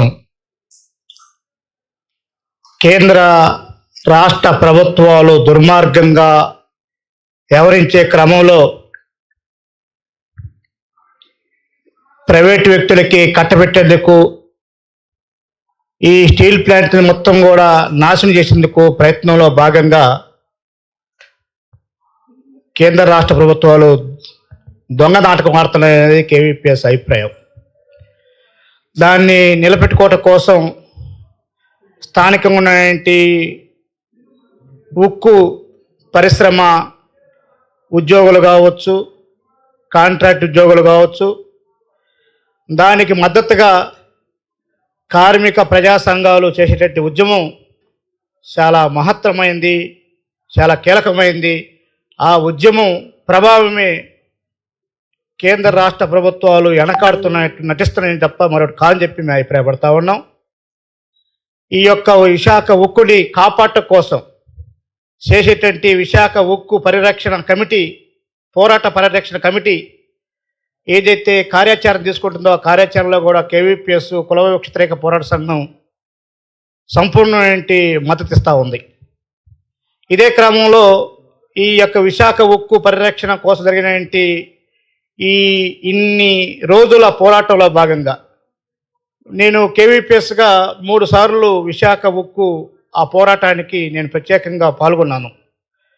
మొదటిసారి 17వ రోజు, రెండోసారి గుర్తులేదు కానీ మూడోసారి మాత్రం 1498వ రోజు. ఈ 3 సందర్భాల్లో నేను ప్రత్యక్షంగా ఉద్యమంలో వాళ్ళకి సంఘీభావంగా మాట్లాడటమే కాదు, అక్కడ ఉన్నటువంటి స్థానికంగా ఉన్నటువంటి కేవీపీఎస్, అక్కడ ఉన్న బాధితులను కలుపుకొని కూడా విశాఖ ఏదైతే నడి సెంటర్లో ఉన్నాయంటే గాంధీ విగ్రహం దగ్గర, డాక్టర్ బిఆర్ అంబేద్కర్ విగ్రహం దగ్గర 3 సార్లు కూడా నిరసన కార్యక్రమాన్ని కూడా చేసినటువంటి పరిస్థితి. ఏమైనా సరే మేము మొదట్లో ఇలాంటి రౌండ్ టేబుల్ జరిగినప్పుడు ప్రతిపాదన చేశాం. మీరు ఈ విషయాన్ని రాష్ట్ర వ్యాప్తంగా సామాజిక సంఘాల్లోకి వెళ్ళాలి, దళితుల్లోకి వెళ్ళాలి. మేము దళితుల కోసం పనిచేస్తున్న సంఘంగా మాకు కనీసం 1 లక్ష కరపత్రాలు మించి అడిగాం. మేము ఇంటింటికి పంచుతామని చెప్పాం. సరే, మొత్తం మీద ఏమైనా సరే ఉద్యమం కొనసాగుతూ ఉంది. కానీ ఇప్పుడు ఈరోజు విశాఖ ఉక్కు పరిరక్షణ పోరాట కమిటీ తీసుకున్న కార్యాచరణ చాలా మంచి కార్యాచరణ. అయితే నాకున్న అభిప్రాయం కూడా, అక్కడ విశాఖ ఉక్కు పరిశ్రమ దగ్గర, కోరమనపాలెం దగ్గర జరిగే టెంటు, అట్లనే విశాఖ సంబంధించి గాంధీ దగ్గర జరిగే టెంటు జరుగుతున్నాయి, సంఘీభావం జరుగుతూ ఉన్నాయి. కానీ ఈ విషయంలో గతంలో వైసీపీ ప్రభుత్వం ఉన్నప్పుడు ప్రతిపక్షంగా ఉన్నాయంటే, ఇప్పుడు ఏదైతే మనం చెప్పుకుంటున్నామో పల్లా శ్రీనివాసు తెలుగుదేశం రాష్ట్ర అధ్యక్షుడు, ఇప్పుడు మాటలు తేడాగా ఉన్నాయి. వైసీపీ ఇప్పుడు మళ్ళా మాట్లాడుతూ ఉంది. అంటే ఒక రకంగా చెప్పాలనుకుంటే పార్టీలు మారుతూ ఉన్నాయి, వ్యక్తులు మారుతూ ఉన్నాయి, కానీ విధానం మాత్రం మాత్రం లేదు. చాలా దుర్మార్గంగా ఉంటా ఉన్నాయి. కాబట్టి అది చేసి ఉండొచ్చు, నేను ఫాలో ఉండకపోవచ్చు. కానీ ఇలాంటి నాయకుల యొక్క ఇళ్ళని ఎందుకు టార్గెట్ చేసుకోకూడదు? మీరు చేస్తుంది అబద్ధం, మీరు ప్రజలకి తప్పుదారి పట్టిస్తున్నారు, చాలా అన్యాయంగా ఉన్నారు. ఎందుకంటే పల్లా శ్రీనివాసు మాటలు ప్రత్యక్షంగా వస్తూ ఉన్నాయి. పవన్ కళ్యాణ్ అయితే ప్రత్యక్షంగా అక్కడ పెద్ద సభ పెట్టాడు.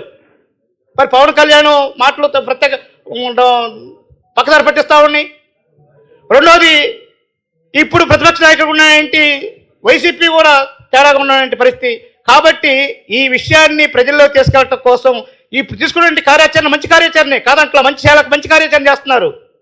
ఎందుకు ఈ ఇళ్లను టార్గెట్ చేసి మీరు తప్పు మారుతారో అబద్ధాలు మారుతున్నారు చెప్పి ఎందుకు చేసుకోకూడదు? స్థానికంగా ఉన్న ఎంపీ పార్లమెంట్లో మాట్లాడే విషయం ఉంది. కాబట్టి ఇది నేను చూస్తే నిన్న మత్స్యకారులు చాలా మంచి పోరాటం. రాష్ట్ర హోంశాఖ మార్చులుగా ఉన్నాయంటే ఆమెనే గొడవ చేశారు, రానివల అడ్డుకున్నారు. ప్రజల యొక్క పోరాట శక్తి అంత మాత్రమే కాదు, ఆంధ్రప్రదేశ్లో ప్రత్యక్షంగా దళితుల యొక్క, గిరిజనుల యొక్క, రైతుల యొక్క భూములు బలవంతం లాగేసుకుంటుంటే కరేడు పోరాటం పెద్ద పోరాటం. అక్కడ ఉత్తరాంధ్ర జిల్లాలో ఉన్నాయంటే మత్స్యకారుల పోరాటం పెద్ద పోరాటం. కాబట్టి బలవంతంగా భూములు లాగేసుకునే దాంట్లో ప్రజల యొక్క ప్రత్యక్ష పాత్ర చూస్తూ ఉన్నాం. మరి విశాఖ ఉక్కుని అక్కడున్నాయంటే విశాఖ ఉక్కు సంబంధించి నిర్వాసితులకు సంబంధించి భూములు కాజేయడం కోసం ప్రయత్నంలో భాగం చేసే కుట్రని మనం టార్గెట్ చేసుకొని ఆ రకంగా చేస్తుంటే బాగుండదని మేము అభిప్రాయపడతా ఉన్నాం. రెండవది, మీరు చేసే ఉద్యమం ఒకటి, సంతకాల సేకరణలో మేము పాల్గొంటాం, మీ బస్సు యాత్రకి స్వాగతం పలుకుతాం, మీరు చేసే ప్రతి కార్యాచరణ మేము ఉంటాం చెప్పి తెలియజేస్తూ చివరికి ఒక్క మాట, మా ఆల్ ఇండియా అధ్యక్షులు విశాఖపట్నం అక్టోబర్ 19 తారీఖు వస్తున్నాడు, ఆయన ఎంపీ రాధాకృష్ణ గారు. మేము ప్రైవేట్ రంగంలో రిజర్వేషన్ సాధన కోసం సదస్సు పెడుతున్నాం. మా రాష్ట్రం సమావేశాలు జరుగుతున్నాయి. మా అధ్యక్ష గారిని కూడా ఆ స్టీల్ ప్లాంట్ సంబంధించిన విషయానికి సంఘీభావంగా తీసుకొస్తాం. ఆ రకంగా మీరు ఆ రకంగా కోఆర్డినేట్ చేసుకొని ఆయన, ఎందుకంటే పార్లమెంట్ సభ్యుడు ఆయన రాధాకృష్ణ, దళిత సోషల్ ముక్తి మంచి రాష్ట్ర ఆల్ ఇండియా అధ్యక్షులు. కాబట్టి ఆ రకంగా భాగస్వామ్యం చేసుకొని ఈ కార్యాచరణలో మేము పూర్తిగా పాల్గొనడం చేస్తూ ఈ అవకాశం ఇచ్చినటువంటి అధ్యక్షులు ఆదినారాయణ గారికి, పోరాట కమిటీకి నమస్కారం తెలుసు ముగిస్తా ఉన్నాం.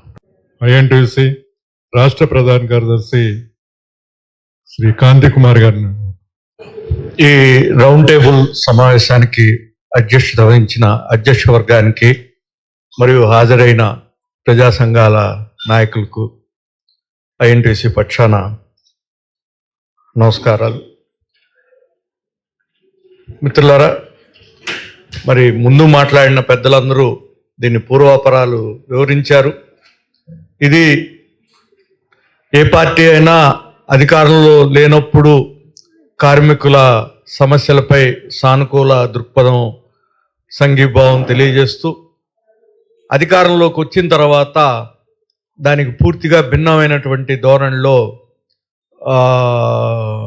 దీన్ని ప్రైవేటైజ్ చేయటానికి కార్పొరేట్లకి సానుకూలమైనటువంటి విధానాన్ని అవలంబిస్తూ ఉండటం మరి మీరు ప్రత్యక్షంగా చూసి ఉన్నారు.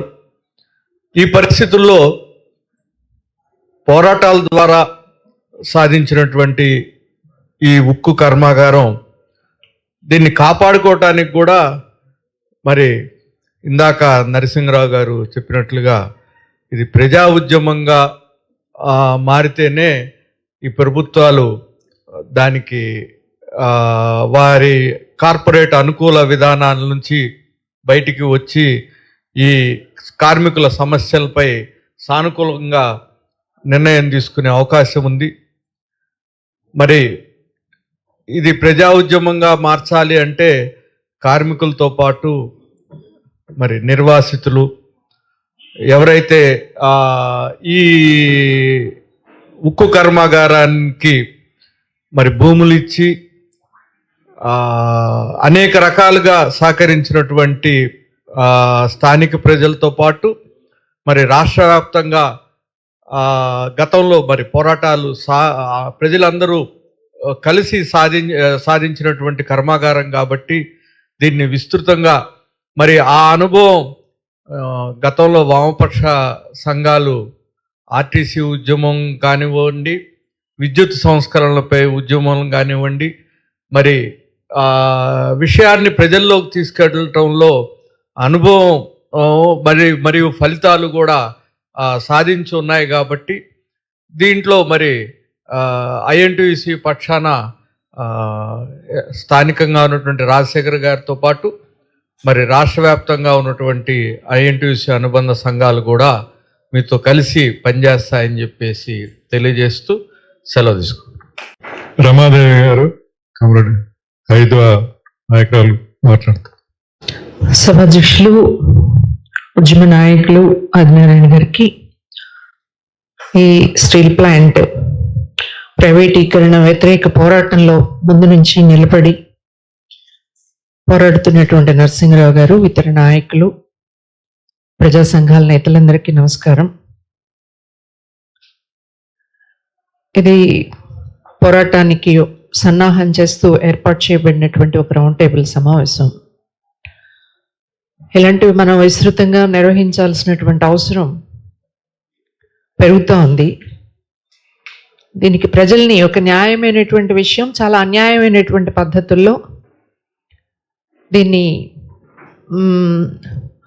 కుక్క చింపిన ఇస్తరి మాదిరిగా చేయడానికి పాలక వర్గాలు, ప్రస్తుత అధికార పక్షం కూటమి కానీ, గత అధికార పక్షం వైసీపీ కానీ చేస్తున్నటువంటి నేపథ్యంలో కార్మిక వర్గం తన శక్తి మేరకు పోరాడుతూ ఉంది విశాఖపట్నంలోనూ, అట్లాగే ఆయా సందర్భాల్లో రాష్ట్ర వ్యాప్తంగా.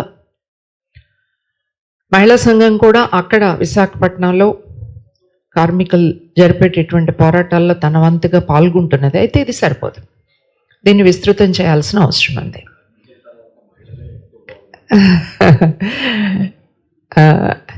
మహిళలు ఇంకా ఎక్కువ పాల్గొనాలి అని కూడా మా ఆకాంక్ష. ఇటీవల మా సమావేశం జరిగినప్పుడు కూడా మేము చర్చించాం. ఈ చర్చకి నేపథ్యం ఏమిటి అంటే, మేము ఎక్కడ మహిళలతో మీటింగ్ పెట్టినా ఒక అంశం చర్చకు వస్తూ ఉంది, అది పని చూపించండి. పని లేదు, పని చూపించండి. ఇది మా దగ్గరికి వచ్చే చర్చ ఇది. సో ఈ పనికి ఈరోజు ప్రభుత్వ విధానాలకి చాలా అవినాభావ సంబంధం. అందులో ప్రైవేటీకరణ వాస్తవంగా కోవిడ్ తర్వాత పని తగ్గిపోయిందనేది చాలా నివేదికల్లో వస్తున్న అంశం. కానీ మహిళల పని పెరిగింది. ఇది కూడా ఇటీవల సర్వేల్లో వచ్చినటువంటి విషయం. నియర్లీ 70%, అబౌవ్ 67% ఉమెన్ ఏదో ఒక పనికి బయటకు వెళ్తున్నారు. ఏదో ఒక పనికి, అది చిన్నదా పెద్దదా అనే దాంతో నిమిత్తం లేకుండా. ఈ పనిలో తక్కువ వేతనాలు పొందుతున్నారు. అంటే ఈ రోజున్న లెక్కల ప్రకారం 100 రూపాయలు అదే పనికి పురుషుడు సంపాదిస్తే ఆడవాళ్ళు సంపాదిస్తుంది 39 రూపాయలు. ఇంత అసమానత ఉంది పని వేతనంలో. ఇంత తక్కువైన వేతనాలు ఎందుకు వెళ్తున్నారు మహిళలు అంటే, కుటుంబ పోషణ భారం ఈ రోజు స్త్రీల మీద పేద కుటుంబాల్లో చాలా భారీగా పడింది. భర్త ఇప్పుడు సగం మంది మగవాళ్ళు తాగుడు అలవాటు పడినటువంటి ఒక నేపథ్యం, ఇంకాస్త మద్యం అలవాటు చేసేటటువంటి విధానము. డిసెంబర్ 31 సమయాలు పెంచడం అంటే అర్థం ఏంటి? మీరు 12 గంటల వరకు తాగి ఇంటికి వెళ్ళండి. ఇంటి దగ్గర పెళ్ళాం బిడ్డలు తిండి లేకుండా ఏడుస్తున్నా మీరు మాత్రం ఎంజాయ్ చేయండి అనే ఒక విధానాన్ని ప్రభుత్వం అనుసరిస్తూ ఉంది. మద్యం షాపులు ఓపెన్ చేస్తూ ఉంది. 300 కోట్లు 400 కోట్లకి మద్యం అమ్మారు. ఎవరు పోషించాలి? బిడ్డలకు ఎవరు తిండి పెట్టాలి? కాబట్టి తల్లి కష్టపడాల్సి వస్తుంది. ఏ పని దొరికితే ఆ పనికి వెళ్లాల్సి వస్తుంది. పనికి వెళ్ళడం మాత్రమే కాదు మిత్రులారా, మీరు ఎన్ఎస్ఎస్ డేటా చూస్తే మహిళలు అప్పు చాలా ఎక్కువ ఉంది. ఆంధ్ర రాష్ట్రంలో ఒక్కొక్క మహిళ నెత్తి మీద అప్పులు చేసిన వాళ్ళల్లో యావరేజ్ ₹1,00,000 అప్పు ఉంది. ఇటీవల మేము మైక్రో ఫైనాన్స్ అప్పులు ఎలా ఉన్నాయి అని ఒక సర్వే చేసాం రాష్ట్రంలో. చాలా చిన్న సర్వేనే, 10 జిల్లాల్లో 131 మంది మీద సవివరమైన సర్వే చేసాం. మరొక 100 మంది దగ్గర ఒక షార్ట్ సర్వే చేసాం. ఈ సర్వేల్లో వచ్చినటువంటిది ఏమిటి అంటే, ఎందుకోసం ఈ అప్పులు చేస్తున్నారు అంటే చాలా జనరల్గా డిస్కషన్స్లో కామ్రేడ్స్ ఇది అందరికీ చెప్పడం ఉపయోగపడుతుందని నేను చెప్తున్నాను. ఈరోజు మహిళలు ఎంత ఇబ్బందులు కోర్చి తల వంచుకొని పనిచేస్తూ ఉన్నారు అనేటటువంటిది మనం అర్థం చేసుకుంటేనే ఆ సెక్షన్ని రీచ్ కావాల్సిన అవసరం ఉంది ఈరోజు పోరాటానికి అని మాకు అనిపిస్తుంది. వాళ్ళు 32% మంది అందులో ఇంటి నిర్మాణం కోసం అప్పులు చేశారు. ఇళ్ళు గవర్నమెంట్ ఇచ్చే ఇళ్ళు పూర్తి కాదనేది మనకు తెలుసు. ఇంటి నిర్మాణం కోసం అప్పులకు వెళ్లాల్సి వస్తుంది. ఆ అప్పులకు సంవత్సరాల తరబడి వడ్డీలు చెల్లాల్సి వస్తుంది. రెండో అతిపెద్దది వైద్యం మిత్రులారా. మూడవది చదువులు. నాలుగవది కుటుంబ ఖర్చులు. మనం చాలామంది ఏమనుకుంటున్నామంటే వాళ్ళ ఇళ్లలో టీవీలు ఉన్నాయి, వాళ్ళ ఇళ్లలో ఏసీలు ఉన్నాయి, వీటికి అప్పులు చేస్తున్నారు అనుకుంటున్నారు. ఫంక్షన్స్కి ఇంటి వస్తువులకు అప్పు చేసింది 7 మంది. అత్యధికము కుటుంబ నిర్వహణ కోసం, పిల్లల చదువుల కోసం, ఆరోగ్యాల కోసం అప్పులు చేయాల్సిన పరిస్థితికి వెళ్తున్నారు. ఈ అప్పులు నెలకి 15,000 నుంచి 20,000 వడ్డీలు చెల్లిస్తున్నారు మిత్రులారా. ఇది ఈరోజు ఆంధ్ర రాష్ట్రంలో పేద కుటుంబాల్లో, దిగువ మధ్యతరగతి కుటుంబాల్లో ఆడవాళ్ళు ఫేస్ చేస్తున్న సమస్య. అవునా కాదా అనేది మీరు పరిశీలన చేస్తే మీ దృష్టికి కూడా వస్తుంది.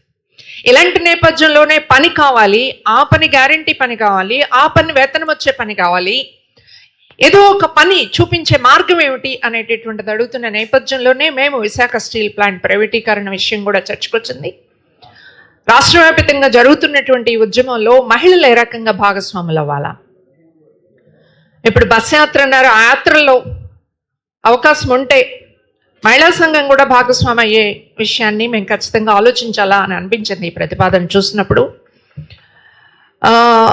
అసలు స్వతంత్రంగా కూడా ప్రైవేటీకరణ విధానాలు, P4 విధానాల గురించి నేను వివరించాల్సిన అవసరంలా, కానీ P4 పేరు చెప్పి ఈరోజు మిగతా పథకాలన్నీ పక్కన పెట్టేసి ప్రైవేటీకరణ వాళ్ళకి పెద్దపీట వేయడం, ఆ ప్రైవేటు వ్యాపారస్తులకు పెద్దపీట వేయడం, దీని పేరుతో మరింతగా మహిళల మీద బర్డెన్ పెరిగే పరిస్థితుంది. ప్రైవేటీకరణ వ్యతిరేక పోరాటం చేయకుండా ఉద్యోగం ఇవ్వండి అనే పోరాటమే, ఉపాధి చూపించండి, పని చూపించండి అనే పోరాటమే సక్సెస్ అయ్యే పరిస్థితి లేదు. కాబట్టి రెండింటినీ లింక్ చేయాల్సిన అవసరం ఉంది. ఈరోజు మోడీ, ట్రంప్ ఆలింగనాలు, దాని ఫలితాలు అవన్నీ చూస్తున్నాం కాబట్టి ఆ డిస్కషన్లోకి వెళ్ళటల్లా. ఈ ఆలింగనాలు ఎందుకు? మిట్టల్ లాంటి వాళ్ళకి సపోర్ట్ చేయడానికి ఆలింగనాలు ఇవి. సో ఒకవైపు దేశంలో ఉన్నటువంటి అత్యంత సంపన్నపరులైనటువంటి క్రోనీ క్యాపిటలిస్టులు ఎవరైతే ఉన్నారో వీళ్ళు మహిళల్ని ఇంత హీనాతిహీనంగా పనిచేయించే పరిస్థితికి, వాళ్ళ శ్రమ నుంచి దోపిడీ చేసేటటువంటి పరిస్థితికి, వాళ్ళ శ్రమ నుంచి సంపదలు సమకూర్చుకునేటటువంటి పరిస్థితికి, వాళ్ళ చావులు, వాళ్ళ ప్రాణాలు కూడా కోల్పోయేటటువంటి పరిస్థితికి ప్రైవేటీకరణ అత్యంత ప్రమాదకరంగా మరలుతోంది. పోరాడి సాధించుకునేటువంటి విశాఖ ఉక్కు, ఇటీవల అమ్మాయి తులసి చంద్ ఒక మంచి వీడియో చేసింది. ఆంధ్ర రాష్ట్రంలో యూత్ కదలడం తప్ప ఆంధ్ర రాష్ట్ర ఆత్మగౌరవం పేరుతో తలెత్తిన తెలుగుదేశం ఇవాళ తల ఎక్కడ పెట్టుకోవాలా అనేటటువంటిది అందులో ఆలోచించేటటువంటి వాళ్ళు ఆలోచిస్తున్నది. అందరూ అదే పద్ధతుల్లో ఉన్నారని కాదు. ఈరోజు జగన్ అనుసరించేటటువంటి జనంలో కూడా ఆల్టర్నేటివ్ ఏమిటి అని ఆలోచిస్తున్నటువంటి ఒక పరిస్థితి ఉంది. ఆల్టర్నేటివ్ విధానం, ప్రైవేటీకరణకు భిన్నంగా పబ్లిక్ రంగాన్ని రక్షించుకోవడం ద్వారానే ఆంధ్ర రాష్ట్ర అభివృద్ధి ఈ జాతి ఆత్మగౌరవం అనేటటువంటిది నిలబడుతుంది అనేటటువంటి ఆలోచనని యూత్లోకి తీసుకువెళ్లాల్సినటువంటి అవసరం చాలా పెద్ద అవసరం ఉంది. అందుకోసం ఏదైతే విద్యాలయాల్లో చెప్పారు, రౌండ్ టేబుల్ సమావేశాలు పెట్టడం, అక్కడ విద్యార్థులను సమకూర్చడం, అలాగే సోషల్ మీడియాలో ఈరోజు చాలా పెద్ద యాక్టివ్గా యూత్ ఉంటున్నారు.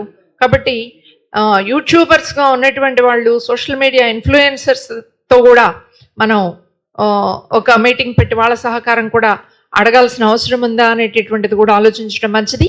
అలాగే కోటి సంతకాల సేకరణ ఏదైతే ఉందో ఇది ప్రజల దగ్గరికి వెళ్ళే ఒక పెద్ద సాధనం. కాబట్టి ఆ రకంగా ప్రజల్ని మోటివేట్ చేయడం ద్వారా ఈరోజు ప్రైవేటీకరణ విధానాలు, ప్రభుత్వం మొత్తం ప్రజల సంపదను ఎలా తాకట్టు పెడుతుంది అనేటటువంటిది, విశాఖ ఉక్కును రక్షించుకోవాల్సినటువంటి అవసరం ఎంతున్నది అనేది ఎంత విస్తృతంగా చేయగలిగితే అంత మనం దీన్ని నిలబెట్టుకోవడమే కాదు, ఆంధ్ర రాష్ట్ర ప్రగతికి కూడా దొడ్పడుతుందని చెప్పేసి తెలియజేస్తూ నిర్వాహకులకి ధన్యవాదాలు తెలియజేస్తూ సెలవు మిత్రులారా. అమూల్యమైనటువంటి సలహాలు, సూచనలు భవిష్యత్తు వైద్య నాయకురాలైనటువంటి రమాదేవి గారు ఇచ్చినటువంటి సూచనలన్నీ కూడా తప్పకుండా తీసుకోవడం జరుగుతుంది. మరి ఇప్పుడు గ్రంథాలయాలు కార్యదర్శి నీలం దుర్గారావు. సోదరులారా, మరి నాకు ఈ అవకాశం ఇచ్చిన ఆదినారాయణ గారికి అలాగే కమిటీకి కూడా ప్రత్యేక ధన్యవాదాలు తెలియజేస్తాను. వాస్తవంగా మన ఈ స్టీల్ ప్లాంట్ అనేది పురుటి నిప్పులతో, త్యాగాలతో ఉద్భవించిందని చెప్పి మనందరికీ తెలిసిన విషయమే. కానీ ఈరోజు మనం ఇట్లాగ పోరాటం చేయడం అంటే మన ఆస్తి కోసం మనం ఇట్లా మాట్లాడుకోవడం చాలా బాధాకరంగా కూడా ఉంది నాకు. ఎందుకంటే దీన్ని మన గత పూర్వీకుల దగ్గర నుంచి మాట్లాడుకుంటుంటే మన శరీరంలో ఒక భాగం అని చెప్పి వాళ్ళందరూ కూడా బాధపడుతున్నారు. ఇప్పుడున్న పరిస్థితుల్లో యువతనికి మనం తెలియజేయాల్సిన అవసరం చాలా ఉంది. దీన్ని వాళ్ళ దగ్గరికి తీసుకుని వెళ్ళాలి, వాళ్ళతో పాటు ఈ ఉద్యమాన్ని తీసుకురావాలి. ఎప్పుడు కూడా ఇప్పుడు వరకు మనం చేస్తుంది చీకటి రాత్రిలోనే నేను అనుకుంటున్నాను. ఎందుకంటే మన ఉద్యమాన్ని మనం చేసుకుంటూ ఈరోజు వాళ్ళు బతిమాలుకోవాల్సిన అవసరం వస్తుంది. మొన్నటిదాకా పవన్ కళ్యాణ్ గారు నేను చేస్తానని పవన్ కళ్యాణ్ గారు కనపడలా, నేను చూస్తానని చంద్రబాబు గారు కనపడలా. నిన్నగాక మొన్న లోకేష్ గారు చాలా ఘోరమైన మాటలు మాట్లాడడం కూడా చాలా బాధాకర విషయం. వీళ్ళ దగ్గర నుంచి తలకాయ ఒకటి ఉంచి ముక్కలు చేస్తూ విభజించి పాలించేది ఇప్పుడు బ్రిటిష్ వాడు అని విన్నాం, మనం చూడలేదు. కానీ ఇప్పుడు తెలుగుదేశంలో చూస్తున్నామేమో అని చెప్పి అభిప్రాయం.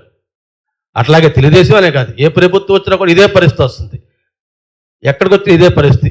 విశాఖపట్నంలో బహిరంగ సభలో అనేక రకాలుగా ప్రతిపక్షంలో ఉన్నప్పుడు ఎన్నో మాటలు చెప్పి వాగ్దానాలు చేసి ప్రజలను మెప్పించి ఉత్సాహాలు చూస్తుంటే సంతోషపడ్డాం. ఓహో, ఈ ప్రభుత్వం వస్తే మరి స్టీల్ ప్లాంట్ నిలబడదేమో, ఇంతమంది కార్మికులు కాపాడగలుగుతారేమో అని ఎంత ఆశపడ్డాం. తీరా చూస్తే అది ఎండమావని చెప్పి ఇప్పుడు నాకు అర్థమవుతుంది. ప్లీజ్ ఇప్పటికైనా ప్రభుత్వాలు మారాలి, ప్రభుత్వ విధానాలు మారాలి. మనం చేస్తున్న పోరాటాల ద్వారా, ఇందాక సార్ గారు అన్నారు, మన పోరాటం కానీ లేకపోతే ఈరోజు స్టీల్ ప్లాంట్ అనేది ఎప్పుడో కాళ్ళ దగ్గర నుంచి ముక్కలు చేయడం కంటే ఒకేసారి అమ్మేసేవారు, ఇప్పుడు ముక్కలు చేయడానికి ప్రయత్నిస్తున్నారు. మనందరం కూడా ఐక్యతగా ఉండాలి. అట్లాగే రేపు బస్సు యాత్రలో కానీ, కోటి సంతకాల్లో కానీ, ఉద్యమించే విధానంలో మేము కూడా సహకరిస్తామని, దాంట్లో భాగం అవుతామని చెప్పి, అయితే ఇది మా బాధ్యతగా, మన శరీరంలో ఒక బాధ్యత. వాస్తవంగా ప్రతి శరీరం కూడా అవయవాలు కూడా ఈరోజు స్టీల్ ప్లాంట్ పోతుంది అంటే బాధగా ఉంది. ఆ బాధను ఎప్పుడు దూరం చేసుకోవాలని చెప్పి, ఆ దూరం ఎప్పుడు ఉండాలని చెప్పి మనకు అందుబాటులో స్టీల్ ప్లాంట్ కావాలని చెప్పి ప్రజలందరిలోకి దీన్ని తీసుకెళ్లాలని చెప్పి కోరుకుంటూ ఈ అవకాశం ఇచ్చిన మీ అందరికీ కూడా పేరు ధన్యవాదాలు తెలియజేస్తూ సెలవు తీసుకుంటాం. వెంకట సుబ్బయ్య గారు, ఏఐటీసీ రాష్ట్ర ప్రధాన కార్యదర్శి. అధ్యక్షులు ఆదినారాయణ గారు, మరి ఈ రౌండ్ టేబుల్ సమావేశంలో పెద్దలందరూ కూడా పాల్గొని అమూల్యమైనటువంటి సలహాలు ఇచ్చారు. అయితే నా అభిప్రాయం ఏంటంటే, ముందు ఈ రౌండ్ టేబుల్ సమావేశము ఈ సమయంలో కాకోకుండా ఇంకా 2 రోజులు టైం తీసుకొని పెట్టినంటే కాస్త కాబట్టి ఆ రోజు నిర్ణయం చేసింది వాస్తవంగా సదస్సు అని, రౌండ్ టేబుల్ కాదు. అదే సదస్సు అనుకున్నాము 30వ తేదీన, సదస్సు పోయి రౌండ్ టేబుల్ సమావేశంగా మారింది. సరే ఏమైనా మరి కొంచెం, ఎందుకంటే ఇప్పుడు ఉండేటువంటి సిచ్యువేషన్లో అన్నిదా భావించొద్దు. ఈ సమావేశానికి వచ్చిన వాళ్ళు ఇంకో సమావేశానికి రావట్లేదు. పోయిన సమావేశానికి వచ్చినటువంటి వాళ్ళు, మాట్లాడినటువంటి వాళ్ళు ఈ సమావేశానికి రాలేదు. అదే చాలామంది ప్రజా సంఘాలు కూడా ఒక స్టూడెంట్ అనుకుంటానండి ఎవరో మొన్న సమావేశంలో మాట్లాడిన కుర్రోడు అనంతపురం నుంచి సైకిల్ పెట్టి ఒక 100 సైకిళ్లతో ర్యాలీగా వస్తామని చెప్పేసి విశాఖ దాని మీద మాట్లాడాడు. కాబట్టి ఈ దీంట్లో ముఖ్యంగా మనం ఎన్నిసార్లు ఏం మాట్లాడుకున్నా కానీ మన కార్యాచరణ అనేది ఎక్కువ సమావేశాలలోనే గడిచిపోతూ ఉంది. తెలిసిన విషయాలే అందరూ కూడా పదే పదే మాట్లాడుకుంటున్నాం. అయితే కార్యాచరణ అనేటువంటిది మరి ఎప్పుడు ప్రారంభించాలనేటువంటిది ఒక నిర్దిష్టంగా అనుకుంటే బాగుంటుంది. ముఖ్యంగా ఈరోజు విద్యార్థులలో ఇటువంటి ఇప్పుడు కార్పొరేట్ విద్యా సంస్థలు వచ్చిన తర్వాత విద్యాలయాల్లోకి అసలు ఈ సబ్జెక్టే జనంలోకి మరి ఎక్కించలేకపోతాం. ఎందుకో మరి స్తబ్దతగా ఉంది పరిస్థితి.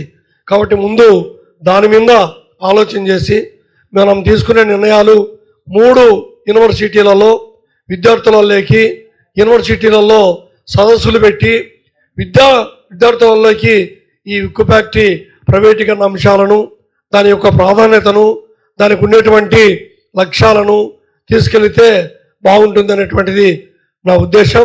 అదేవిధంగా బస్సు యాత్ర అని చెప్పారు.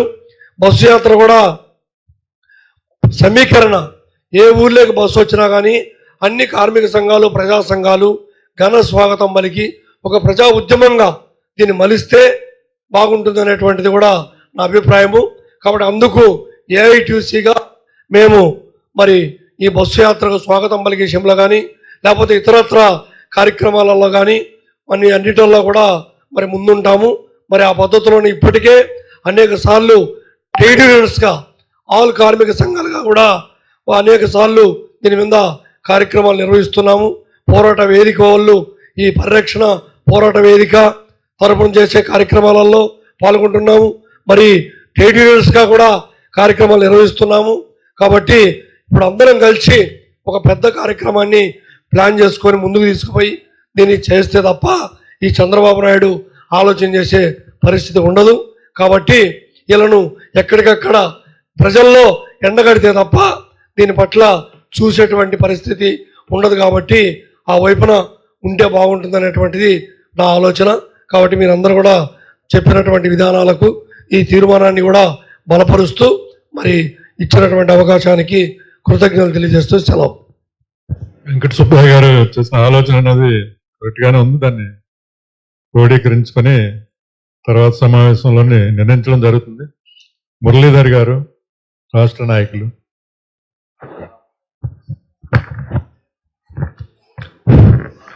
పెద్దలందరికీ నమస్కారం. ముందుగా ఈ పరిరక్షణ పోరాట కమిటీకి అభినందనలు. దేశంలోనే కన్సిస్టెంట్గా పట్టు వదలకుండా 4 సంవత్సరాలు 9 నెలలు పోరాడుతూ ఉన్న ఏకైక అతిపెద్ద ఉద్యమం అని నేనైతే అనుకుంటున్నాను. అందువల్లనే ప్రైవేటీకరణ చేయాలన్న ప్రతిపాదన ముందుకు వెళ్లకుండా ఆగింది. మిత్రులారా, ఇప్పుడున్న ఈ ప్రభుత్వం మోడీ పబ్లిక్ సెక్టర్లో ఏమీ ఉండకూడదు అని చాలా కాలం క్రితమే అధికారంలోకి వచ్చిన కొత్తలోనే చెప్పాడు. అలాగే నిర్మలా సీతారామన్ ఆర్థిక శాఖ మంత్రి కూడా ఈ మధ్య కాలంలో పబ్లిక్ సెక్టర్లో ఏమి ఉంచమని కూడా చెప్తున్నారు. ఇలాంటి ప్రతికూల వాతావరణంలో ప్రభుత్వం ఇంత గట్టిగా నిర్ణయం తీసుకున్న వాతావరణంలో కూడా స్టీల్ ప్లాంట్ ప్రైవేటీకరణ ఆగాల్సి వచ్చింది అంటే ఈ పోరాట కమిటీ కారణం.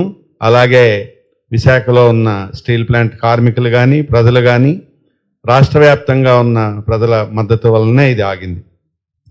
మిత్రులారు, ఈ స్టీల్ ప్లాంట్ సాధారణంగా రాలే. అనేక మంది ప్రాణత్యాగం చేశాక ఉమ్మడి రాష్ట్రంలో తెలంగాణలో కానీ ఇప్పుడు ఆంధ్రాలో కానీ అలాగే అనేక గ్రామాల ప్రజలు స్వచ్ఛందంగా అతి తక్కువ రేటుకి వాళ్ళ భూముల్ని గ్రామాలను విడిచిపెట్టి ఇవ్వటం వలన కానీ ఆ రోజు అనేక మంది శాసనసభ్యులు పార్లమెంట్ సభ్యులు ప్రధానంగా వామపక్ష పార్టీలకు చెందిన వాళ్ళు రాజీనామాలు చేయడం వలన కానీ రాష్ట్రం అంతా కూడా విశాఖ ఆంధ్రుల హక్కు అని నినదించడం వల్లనే వేరే రాష్ట్రంకి వెళ్లకుండా మనకు వచ్చింది. ఇంత పెద్ద పోరాటం చేస్తే గాని ఈ ఫ్యాక్టరీ రాలేదు. దీన్ని నిలబెట్టుకోవడానికి కూడా అంత పెద్ద పోరాటం అవసరం లేదు, కానీ పోరాటం చేయాల్సిన అవసరం ఉంది. దీన్ని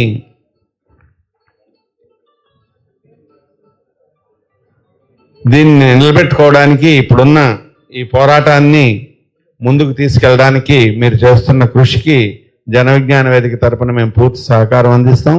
మా అధ్యక్షుడు అన్నట్టుగా ఇది మన ఒక్కరి బాధ్యత కాదు, రాష్ట్రంలో ఉన్న ప్రజలందరి బాధ్యత. మన రాష్ట్ర స్వావలంబనకు కానీ దేశ స్వావలంబనకు కానీ విశాఖ లాంటి అత్యాధునికమైన ఉక్కు ఫ్యాక్టరీ చాలా అవసరం. అలాగే విశాఖ అభివృద్ధికి కానీ ఉత్తరాంధ్ర అభివృద్ధికి కానీ రాష్ట్ర అభివృద్ధికి కానీ ఇది చాలా కీలకమైనది. ఈ విషయాల్ని మరింతగా ప్రజల్లోకి తీసుకెళ్లడానికి ప్రచారంలో కూడా మేము భాగస్వాములు అవుతాం. ఎట్టి పరిస్థితుల్లోనూ విశాఖ ఉక్కుని ప్రైవేటీకరణ కాకుండా చూడాల్సిన బాధ్యత మనందరి మీద, రాష్ట్ర ప్రజలందరి మీద ఉందని తెలియజేస్తూ నాకు ఈ అవకాశం ఇచ్చిన మీ అందరికీ ధన్యవాదాలు. కామ్రేడ్ సుబ్రహ్మణ్యం గారు అంగన్వాడీ విశాఖ స్టీలు పరిరక్షణ కోసం జరుగుతున్న ఈ రౌండ్ టేబుల్ పాల్గొన్న అందరికీ నమస్కారం.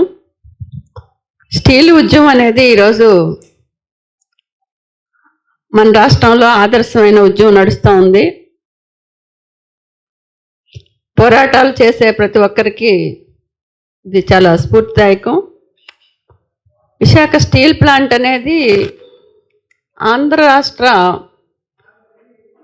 ప్రజానీకం యొక్క ప్రాణ త్యాగాలతోటి మనం అది సాధించుకున్నాం. రెండోది ఉత్తరాంధ్ర తలమానికంగా ఉంది. ఇటువంటి స్టీల్ ప్లాంట్ని కాపాడుకోవడం అనేది ఇది ఆంధ్ర రాష్ట్ర ప్రజానీకం యొక్క అందరి బాధ్యతగా మేము భావిస్తాం. అందుకని ఈ పాటికే అక్కడ పెద్ద పోరాటం నడుస్తూ ఉంది. త్యాగాలు చేసి కార్మికులు పోరాటం నడుపుతూ ఉన్నారు. అయినా ప్రభుత్వం చాలా దుర్మార్గంగా బీజేపీకి లొంగిపోయి ఇక్కడ కూటమి ప్రభుత్వం వాళ్ళ విధానాలను అవలంబిస్తూ ఉంది. పోరాడే నాయకులను కూడా చివరికి బెదిరించే పరిస్థితికి దిగజారుతూ ఉంది. అందుకని ఇలాంటి కుయుక్తులు కార్మిక వర్గం అంగీకరించదు, ప్రజానీకం అంతకన్నా అంగీకరించరు. అందుకని తప్పకుండా విశాఖ స్టీల్ పరిరక్షణ కోసం జరిపే పోరాటంలో ఇక్కడ అంగన్వాడీ యూనియన్గా పూర్తి స్థాయిలో ఈ పోరాటంలో భాగస్వాములు అవుతామని చెప్పేసి ఈ సందర్భంగా తెలియజేస్తా ఉన్నాం. మిత్రులారా, ఇప్పటికే ఒక 15-16 ఆర్గనైజేషన్స్ నుంచి రాష్ట్ర వ్యాప్తంగా దీన్ని ఇప్పటి వరకు జరుగుతున్న పోరాట పటిమ విధానంలోని మరికొంచెం స్ఫూర్తినిచ్చేటువంటి విధానం పోరాటానికి నిర్వహించాలని చెప్పేసి చాలామంది 4.5 సంవత్సరాల కాలంలో మీరందరూ కూడా ఎవరైనా మాట్లాడవలసిన ఇంకెవరైనా సరే సూర్యారావు గారు ప్రైవేట్ టీచర్స్ ఫెడరేషన్ నుంచి మాట్లాడొస్తుంది. అందరికీ నమస్కారం.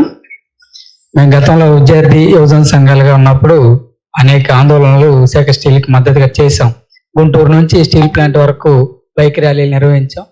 విశాఖపట్నంలో ఒక పెద్ద విద్యార్థుల్ని యువజనల్ని మొబిలైజ్ చేసి ఒక పెద్ద ర్యాలీ బహిరంగ సభ నిర్వహించాం. అంతకుముందు ఒకసారి ఓన్లీ విద్యార్థులతోనే ఇక్కడ మన మద్దిలపాలెం నుండి గాంధీ విగ్రహం వరకు ఒక పెద్ద ర్యాలీ చేసాం. దీనికి ఆల్ ఇండియా నాయకులు కూడా వచ్చి పాల్గొన్నారు. అంటే ఇప్పటికే విద్యార్థి యువజన సంఘాలుగా ఉన్న సమయంలోని అన్నిటి సమస్యలపైన రాష్ట్ర వ్యాప్తంగా కొంత యాజిటేషన్ నడిచింది. మళ్ళీ ఇప్పుడు ఆ దిశగానే విద్యార్థి యువజన సంఘాలన్నీ కలుపుకొని చేస్తే మళ్ళీ కొంత ఊపు ఉద్యమానికి వచ్చే అవకాశం ఉంటుంది. అందుకంటే ఇప్పుడు జన్ జెడ్ అంటున్నారుగా, ఈ జన్ జెడ్ అంతా ఆ విద్యార్థి యువజనలే కాబట్టి వాళ్ళందరినీ ఇందులో మొబిలైజ్ చేస్తే బాగుంటుంది అనేది ఆ రకంగా ఇప్పుడు ఏదైతే ఈ ప్రణాళిక ప్రకటించారో ఈ ప్రకటించిన ప్రణాళిక ప్రకారం చేస్తున్న కార్యక్రమాలన్నింటిలో ప్రైవేట్ టీచర్స్గా మేము కూడా భాగస్వాములు అవుతామని తెలియజేస్తూ సెలవు.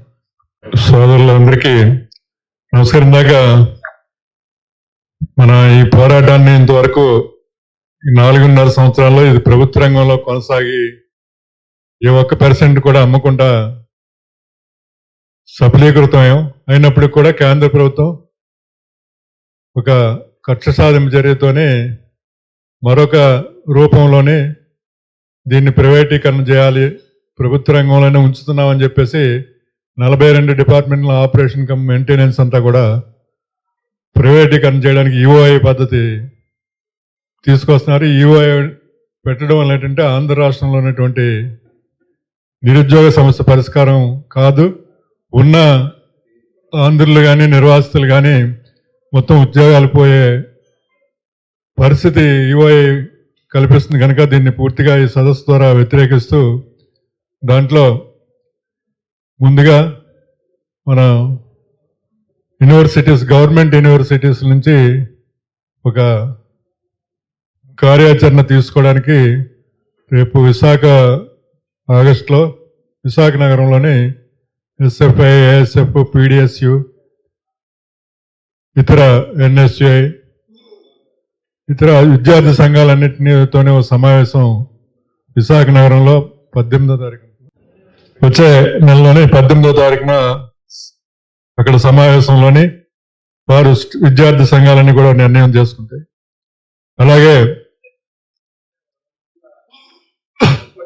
అదే పరిస్థితుల్లోనే అందరూ ఇచ్చిన ఆలోచన బస్సు యాత్రలోనే అందరినీ మీరు అన్నట్టు ప్రజా సంఘాలు, విద్యార్థులు, రాజకీయ పార్టీలు, విశాఖ ఉక్కుని కోసం తెలుగువారు పోరాటం చేసేటువంటి కలిసి వచ్చే పార్టీలన్నిటితోని మన కొంచెం పెద్దలందరితోనే మాట్లాడి అతి త్వరలోనే బస్సు యాత్ర అనేది ఇక్కడ ఇచ్చాపురం నుంచి ప్రారంభమై ఇటు అనంతపురం వరకు రాష్ట్ర వ్యాప్తంగా అందరికీ కోఆర్డినేషన్ చేసుకున్నటువంటి కమిటీ అనేది మీ పెద్దలందరితో ఒకసారి మాట్లాడి ఆ డేట్ని కూడాను ఈ 18 లోపులోనే ప్రకటిస్తాం. ఆ ప్రకటనకి కొంచెం అన్ని జిల్లాల్లోని మనకున్నటువంటి లీడర్షిప్ కానీ, మనకున్న నాయకత్వాలు కానీ, ఆర్గనైజేషన్స్ కానీ ఈ ఉద్యమాన్ని పెద్ద ఎత్తుగా బస్సు యాత్ర ద్వారా తీసుకెళ్ళడానికి మీరందరూ సహకరించాలని చెప్పేసి కోరుతూ,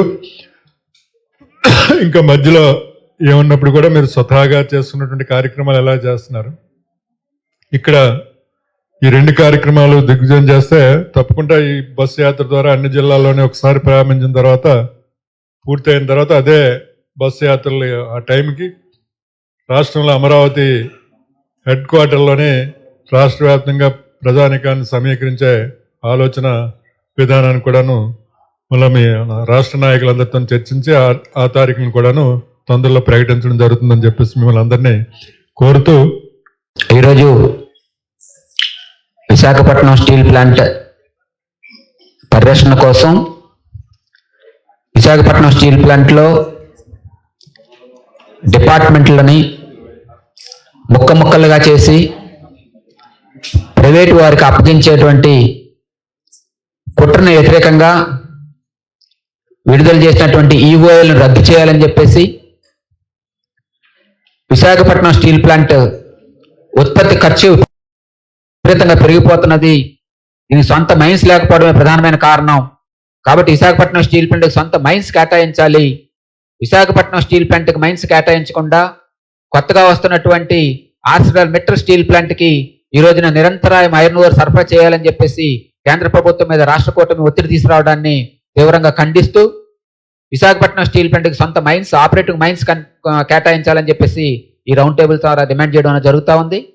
అదేవిధంగా విశాఖపట్నం స్టీల్ ప్లాంట్ శైలిలో విలీనం చేయాలని, ఇప్పటికే విశాఖపట్నం స్టీల్ ప్లాంట్ కోసం ఎవరైతే భూములు ఇచ్చారో ఆ భూములు ఇచ్చినటువంటి వేలాది మంది నిర్వాసితులు ఉద్యోగాలు రాక ఉద్యోగాల కోసం నిరీక్షిస్తా ఉన్నారు. అలాగే ఆంధ్రప్రదేశ్ రాష్ట్రంలో కానివ్వండి, విశాఖపట్నం చుట్టుపక్కల కానివ్వండి, స్థానిక యువత ఉద్యోగాలు రాక ఇబ్బందులు పడతా ఉన్నారు.